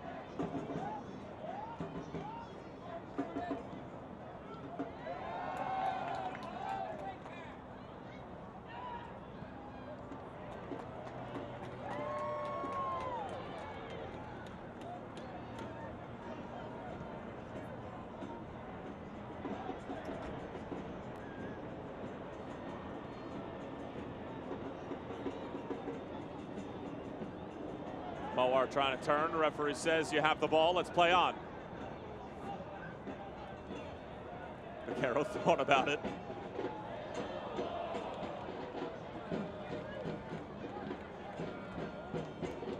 Well, Devin, we talked about one of the new additions for Phoenix recently just getting in. Sam Stanton, the Scotsman, all the way on the left there for Phoenix. Excuse me, on the right-hand side in that gray hoodie, and talked about where he might play in the middle of the field for Phoenix, whether it was going to be him or Jordan Schweitzer.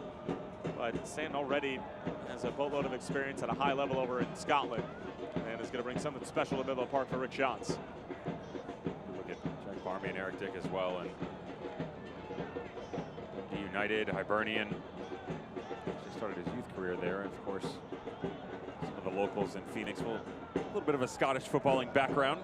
The McPherson family tends to keep a keen eye on it. Monica McPherson, of course, ever present in the supporter section. Be on the right side of your screen where all that beautiful smoke is coming from. Just another weapon that the international started last year. Corey Whelan started to come his way in, and kudos to the coaching staff and the scouting as well. Guys like Pete Ramage, who such a storied career at teams like Newcastle United, Crystal Palace, and all the connections that come along with it. Give you the ability to kind of expand your wings a bit more. And for a team that went through a rebrand of its own back in 2017, kind of thought, okay, well, it's fun, glitz and glamour. We get some new jerseys, get a new name. Then they start winning a bit more. Patrice Carteron came in. Of course, Didier Drogba got involved. You continue to build the roster, and the rest, as they say, is history. Just kind of gets better with time, and every year they continue to surprise everybody, going deeper into the acquisition of some of these big names. And at some point in time, it's going to be time to put up or shut up and just get one of those trophies on the mantle.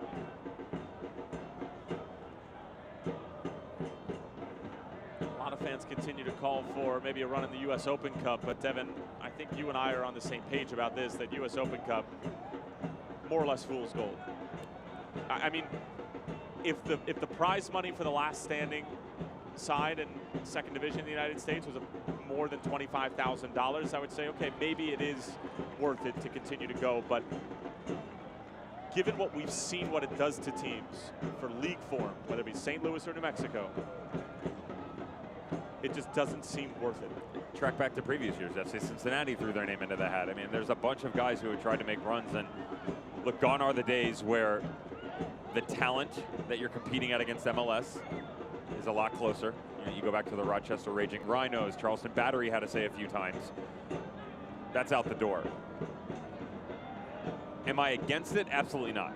I want to go win tournaments. The problem is when you come into the season, most teams, I'm not talking about Phoenix Rising, most teams don't have the luxury in terms of depth to say, let's go after both of these competitions. Now, Phoenix Rising is starting to get deeper in the sense that they'll have a better balance there. Overall, though, when you look at some of these teams, yeah, the prize money is a huge factor. It should be, yeah, last man standing, I get it, but the prize should be the prize no matter who you are. Let's get that out of the way.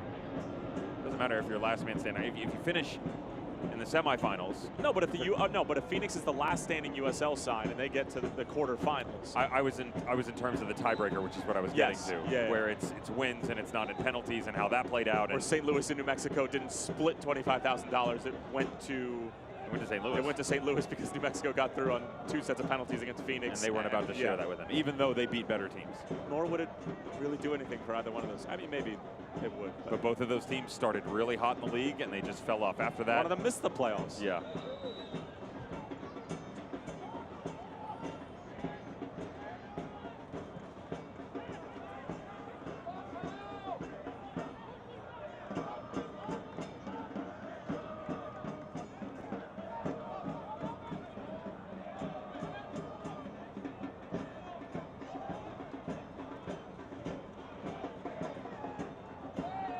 It's an awkward ball sent in and cleared away by King.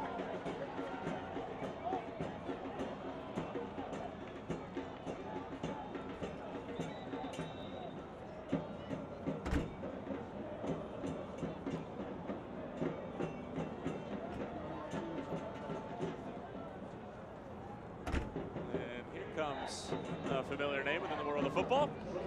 Demir Kryla comes off, and Giuseppe Rossi, 33-year-old, comes on. Would you like to do the honors as to what he's done in his career? What hasn't he done? I actually, speaking with some of the guys within the Real Salt Lake organization, unless you're a football fanatic, a lot of Major League Soccer fans don't know who he is, and that's a shame. The resume speaks for itself. But well, if he had chosen to play for the United States, they might. He plays for the Azzurri. You know, yeah, massive amount of repetitions for the Italian men's national team, dating all the way back to 2008. Of course, in 2006, they won the World Cup. He had actually started repping for the U20s, U21s at that point in time. Actually started his youth career with Parma, went to Manchester United. You've probably heard of them, Villarreal, Fiorentina. List goes on and on. In Europa League. That's right. That's right. Yep. With Arsenal, Rick Shantz. How you doing?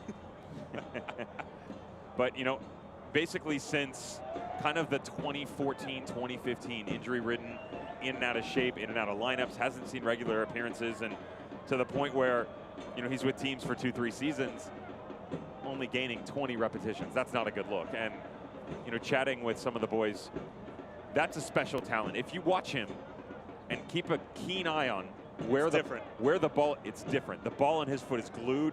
He's got this flow to him that just like he weaves. It's different from what we saw from Didier Drogba from a technical and tactical standpoint. Correct. But just in terms of how they look compared to other players at this level, you can tell that they're cut from a different cloth. So there's 3 major goals. Keep him healthy, number 1. Number 2, get him back to match fitness. If you like what you see, sign him on the dotted line, because he will do nothing but help this team.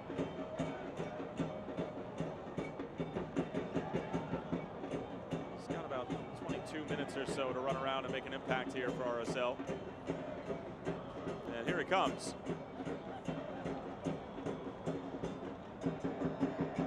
Fortuitous deflection. Justin Glad asking for it, and he shall receive. Ball towards the back post. Zach Lubin couldn't get there, cleared off the line by Joey Farrell.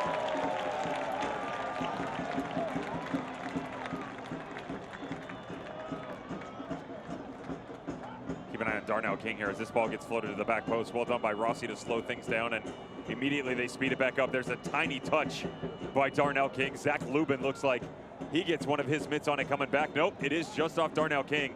Phoenix really lucky that RSL doesn't pull one back.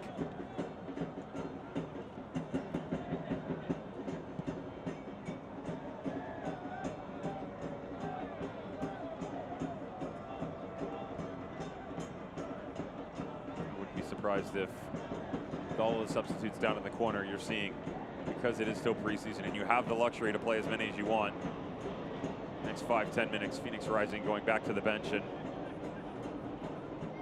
just opening up the floodgates a little bit here, making sure everybody else is getting the quality workload in.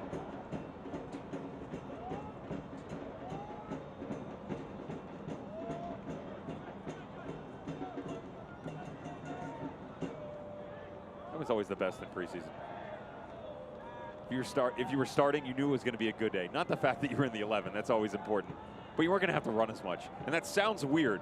It does. But people don't realize that when you're in preseason, most of these teams are on another field, or you're down in the corner and you're doing reps. Sometimes there's guys just doing laps around the stadium, and I can remember first 3 games when I was in Germany with Alton and Isaac starting. The 4th game that I didn't start, I ran my butt off. Wow, what a ball that is, and it's just sent wide.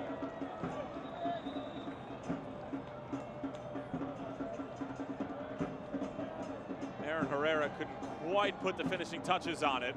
Justin Merrim getting set to check in.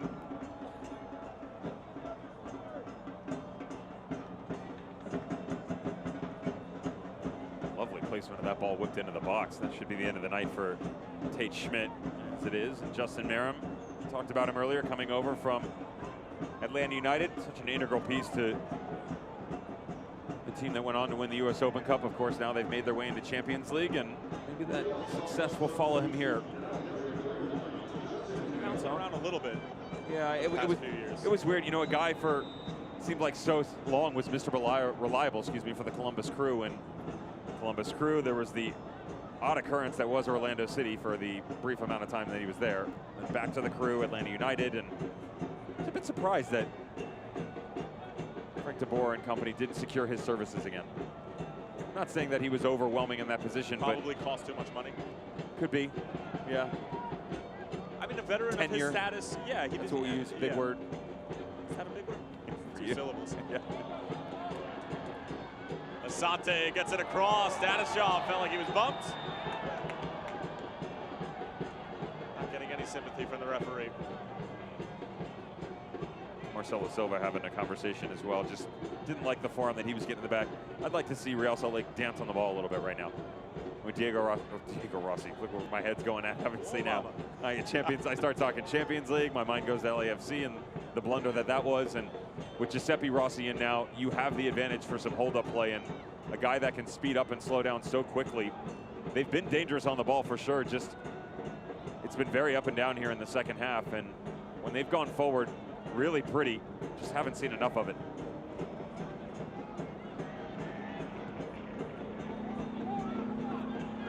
Real Salt Lake, of course, Devin, you mentioned Champions League. They were the last American team to get to a final. 2011, is that right? 2010, 11, 10 years ago. Montreal Impact from MLS, but not American, of course, Canadian team. And Toronto FC, 2018, Forgot not about American. That. And who was in charge from a front office standpoint of that RSL team that now is in charge of one team that's in Champions League right now? That would be Garth Lagerwey. It would be. For 300, Alex. My name's Tyler. It's just over the bar. Good build up from Real Salt Lake again. Starting to prod a little bit here. I like that near post run. He's had a decent night. Aaron Herrera was the recipient of that beautifully weighted pass to the back post just moments ago, and this time trying to just redirect. Sometimes it's so difficult as a attacking player when you're coming across on a diagonal ball and it's just whipped in with pace. Can't always go for placement. Sometimes just a little toe, poke it the other direction, challenge the goalkeeper. Giveaway from Phoenix. Merom lining it up. Zach Lubin was interested. Phoenix making life a little bit more difficult for themselves right now than they need to. A lot of space here for Justin Merom, and a right foot of his more accustomed to the left side of the ball. Just didn't close the hips enough. Right there. Trying to pick out that far post, and how about this near side of things? Is that Kyle Beckerman going to ground?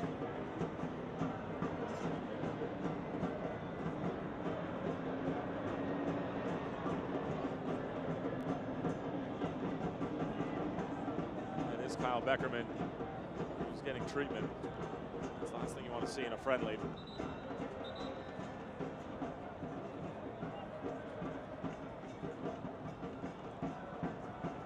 Behind the play as well. It was kind of an odd sequence of events. Bizarre. Merom cut in and was getting ready to goal.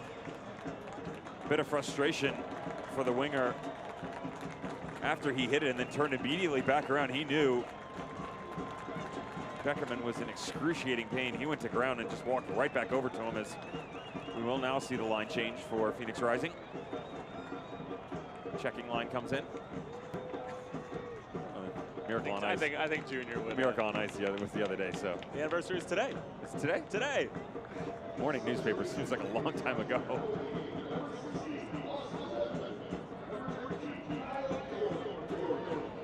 Why'd you want to play college hockey? It's good to see him up and moving, but he is favoring that side for sure. Freddie Juarez, that's not the look you want. 15 minutes to go. And a week away from final season preseason game. Yeah, exactly. This is the final tune-up. We mentioned before that Real Salt Lake will be opening up at Orlando City. And home against Red Bulls, at Columbus, home against New England, at Sporting Kansas City, at Vancouver. Pick up some points in those first 6 games. Red Bulls will be tough. Only a few Western Conference opponents there, but first 6 games, that's not far cry to go 4-2. I'll tell you what, it can't really get much worse for Vancouver this year.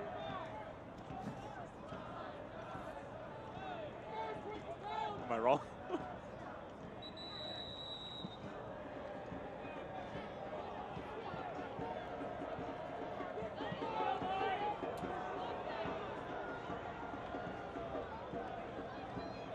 Expecting a big bounce back here for Sporting Kansas City. I don't know if they'll get it. I'm Not expecting happening. it, though. Not happening.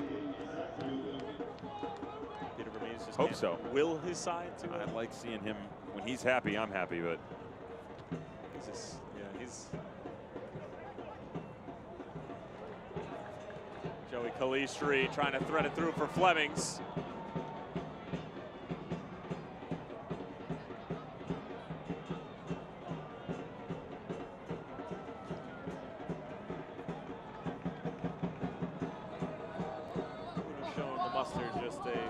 Moments ago.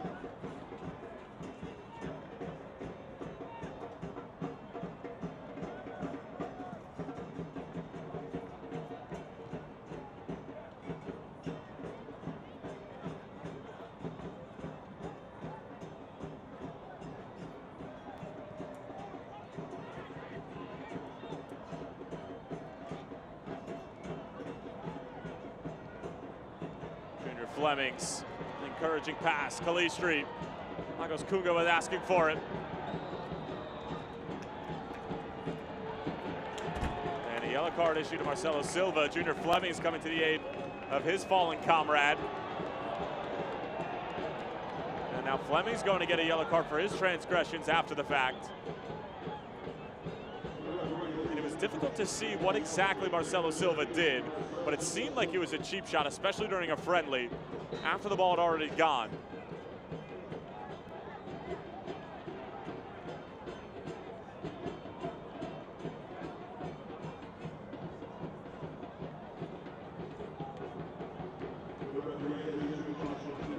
Follow through right at the end. That is a very late challenge in a preseason game as well. And Joey Calistri just making himself hurt here. I wouldn't fault him. That's a rough challenge mid-season or in playoffs.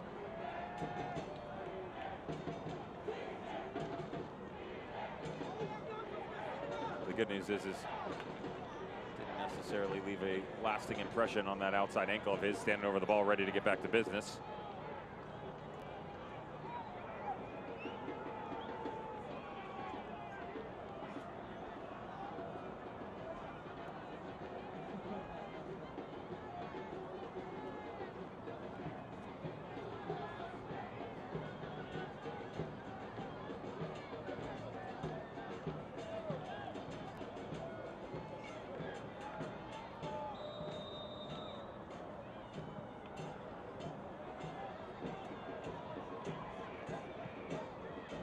Back in. Lambert lining it up. McMath is off of his line. Off no man's land, but it's collecting anyway.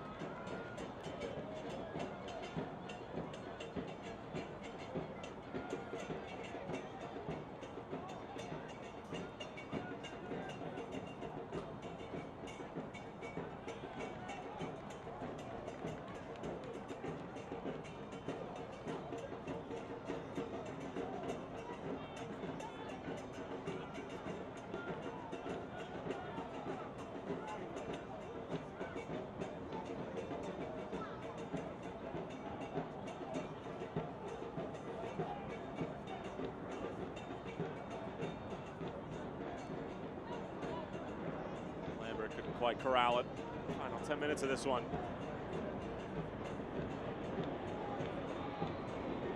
Starting 11 we saw tonight. What you expect to see against T2 on opening night? I would imagine again. I would question the back line. I'd probably see Corey and AJ Cochran, Corey Whelan, and the key question will be is what will the combination be like in the middle of the field? I think the Lambert and Macaro have locked down their spots. Is it going to be Calistri? Will it be Aguinaga? George Schweitzer playing a more advanced role, as we can see right now.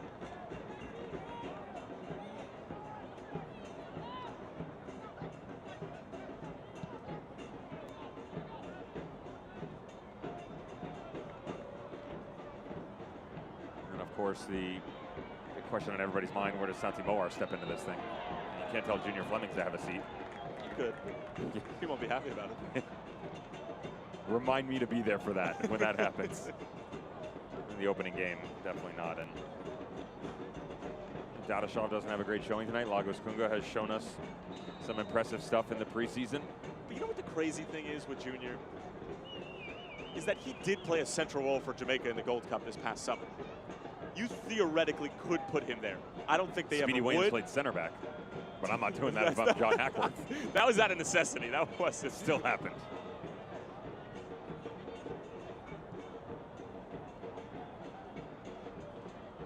I'll tell you what, the Reggae Boys paid dearly for that.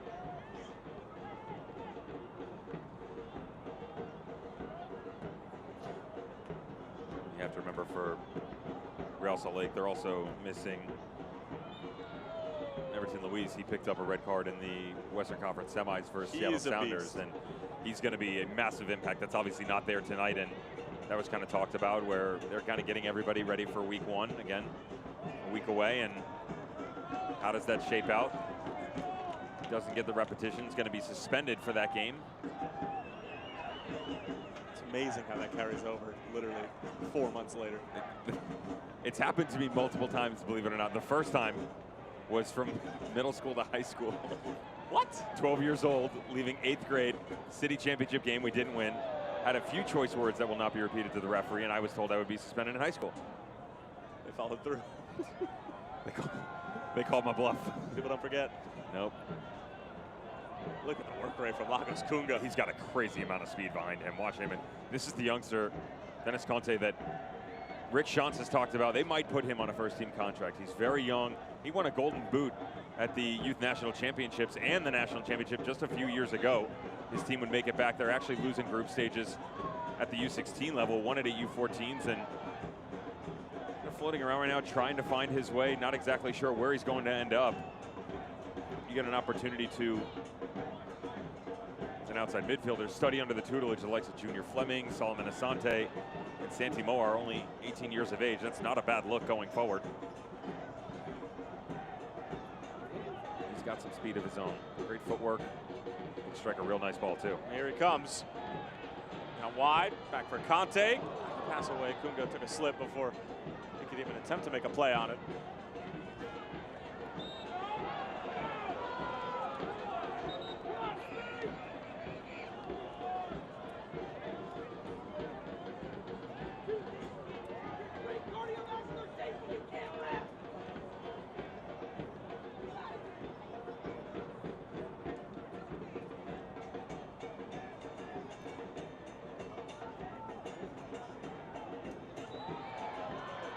Well, if you're a Phoenix Rising fan, coming off 2 wins against Major League Soccer sides, one of them being a former playoff team, do you have reason to carry any more confidence or swagger into week 1 of the USL Championship season because of these results? Yes. You want to know what it is? Tell me. Dollar beer night. Just reach deep down in there. And nothing to do with the beginning part of that question. that's confidence. It's an undefeated record. It's not. Yeah, you're pretty excited. I think if you look at the overall schedule, who they've played, how they've played, this is the best showing you've seen out of them so far. You're still 2 weeks away from the first game of the season. That's a really good look for Rick Shantz.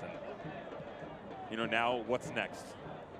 Now they have to figure out on the training ground how to fine-tune it all.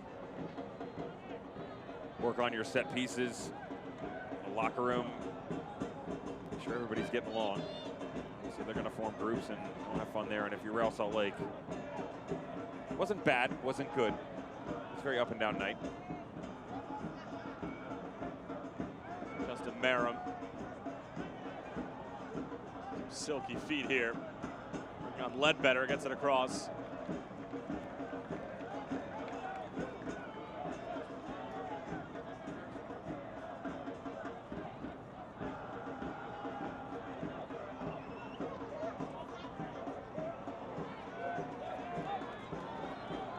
Junior Flemings can utilize his pace. It's the double team and some good hold-up play, relieving pressure and keeping possession. Can't really ask for much more. Just a reminder, folks, Phoenix Rising's first real match of the 2020 season, Saturday, March 7th. The game will be at 7:30. Taking on a side that they're all too familiar with in Portland Timbers 2. Took them down in the Western Conference quarterfinals in 2018. That's a good effort, but just skips wide. It's coming from Giuseppe Rossi. Teaneck, New Jersey native.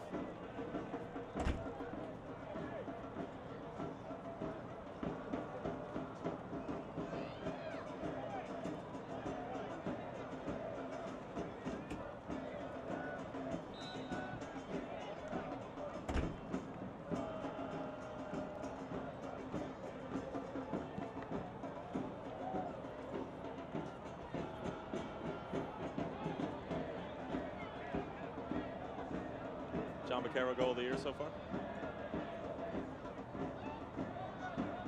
Yeah, I'll put him out in front.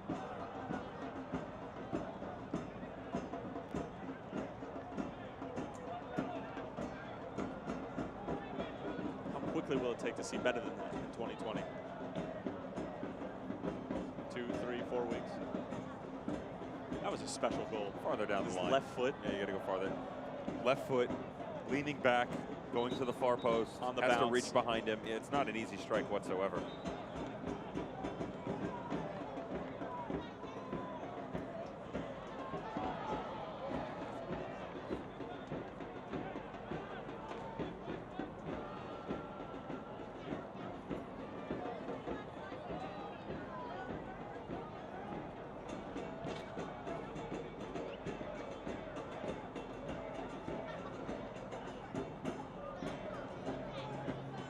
Rossi. Wide for Merrim. He's been dynamic since coming on, and Zach Lubin couldn't get there. Real Salt Lake pull one back in the form of Justin Merrim. Substitute gets on the board. It's 3-2.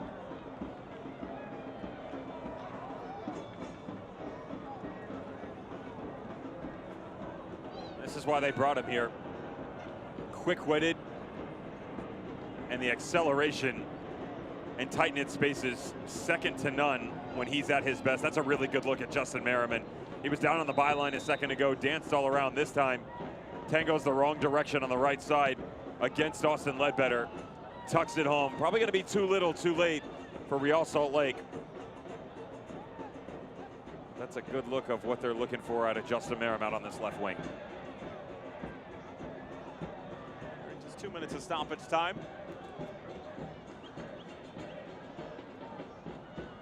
Conte. Schweitzer launches it into the north end.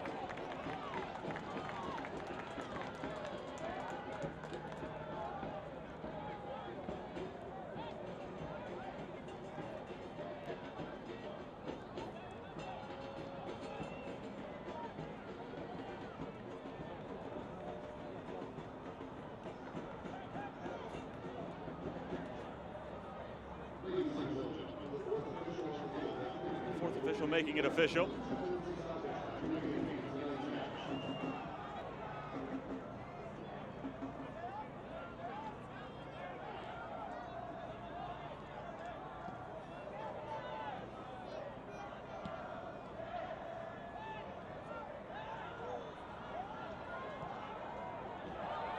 Philly Street, pick out Junior Flemings.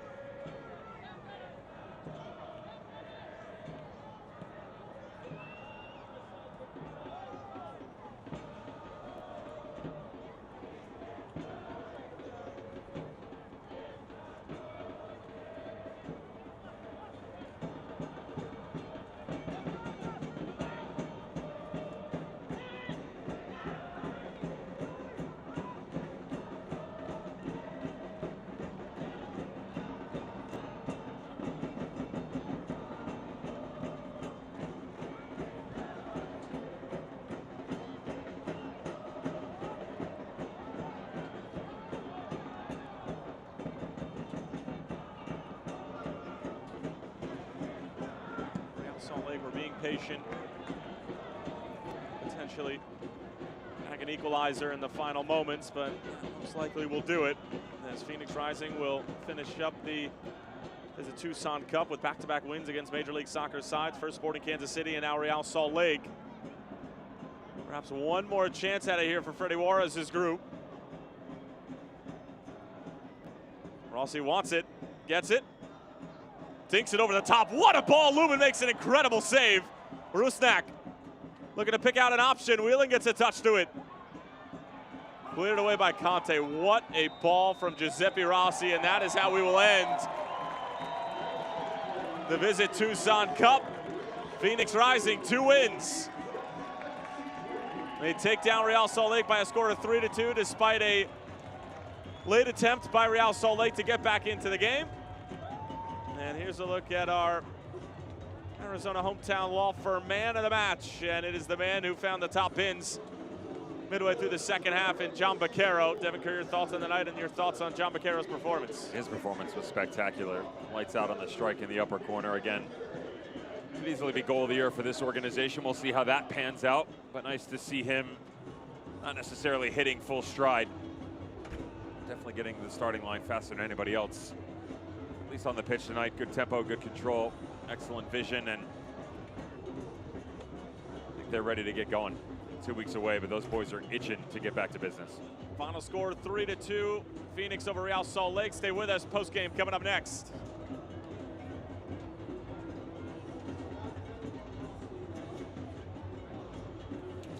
We're Carvana, the company who invented car vending machines and buying a car 100% online. Now we've created a brand new way for you to sell your car. Whether it's a year old or a few years old, we want to buy your car. So go to Carvana and enter your license plate, answer a few questions, and our techno wizardry calculates your car's value and gives you a real offer in seconds. When you're ready, we'll come to you, pay you on the spot, and pick up your car. That's it. So ditch the old way of selling your car and say hello to the new way at Carvana.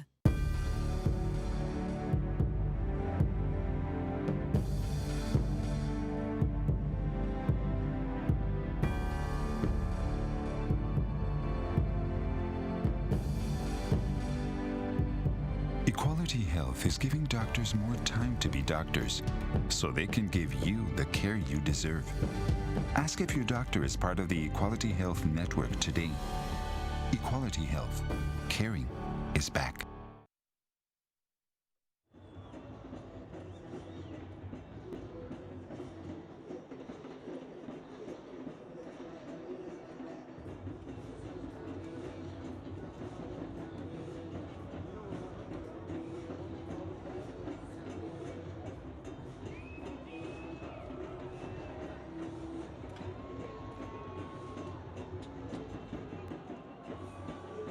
Hope you enjoy that one, folks. Phoenix Rising take down two MLS sides in consecutive fashion. First Sporting Kansas City, now Real Salt Lake. John Baquero was brilliant tonight. He is your Arizona hometown law firm man of the match, and the Spaniard with an incredible goal and really just a solid performance all around.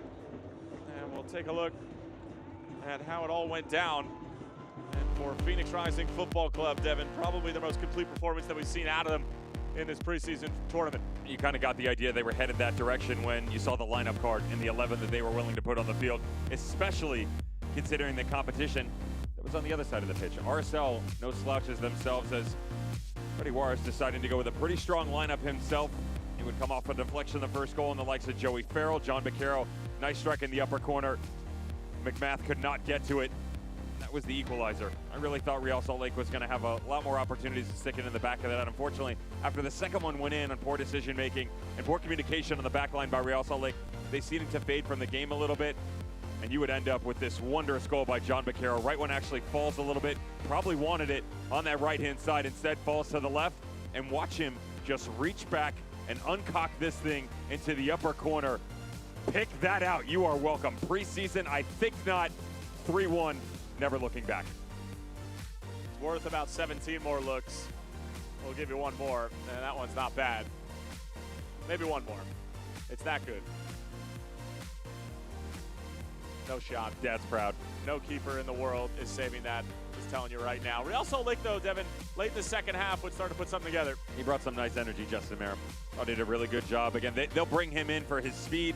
He's got quality composure and really down and around the box. And when you get down onto the byline, he understands when he's got to go up tempo. He knows when he needs to go one-on-one and when he has the opportunity to cut it back. This time, he's selfish. I like it. He keeps it, buries it in the back of the net. A little bit too little, too late. That was the celebration after John Baquero's goal. Sparring partner, Solomon Asante. Wilder Fury, that's probably getting ready to go on right about now. And those boys getting out in front of it, and they should be really proud of themselves. Not necessarily a complete performance. Brought your Sprouts out of the game. Sprouts Farmers Market 2-1-0 in the 2020 Visit Tucson Cup. Not bad. Not bad at all. Taking out two MLS sides and, of course, a decent performance against Columbus Crew as well. But for Phoenix Rising FC, the dress rehearsals are certainly coming to an end. That's going to do it for the Visit Tucson Cup and for this broadcast on your new home for Phoenix Rising Football Club here on CW61 Arizona. Phoenix went down early, scored 3 unanswered. Real Salt Lake tried to get back into it, but unsuccessfully. Phoenix Rising slowly but surely getting set for the 2020 USL Championships season. And as you can see, John Baccaro is ready to go. We hope you are as well. We'll see you in a couple weeks on March 7th against T2 at home at Casino Arizona Field. For Devin Kerr, Tyler Terrence saying so long for now. Thanks for tuning in. This copyrighted telecast of the United Soccer League Championship cannot be retransmitted, rebroadcast, or reproduced without the expressed written consent of the United Soccer League Championship.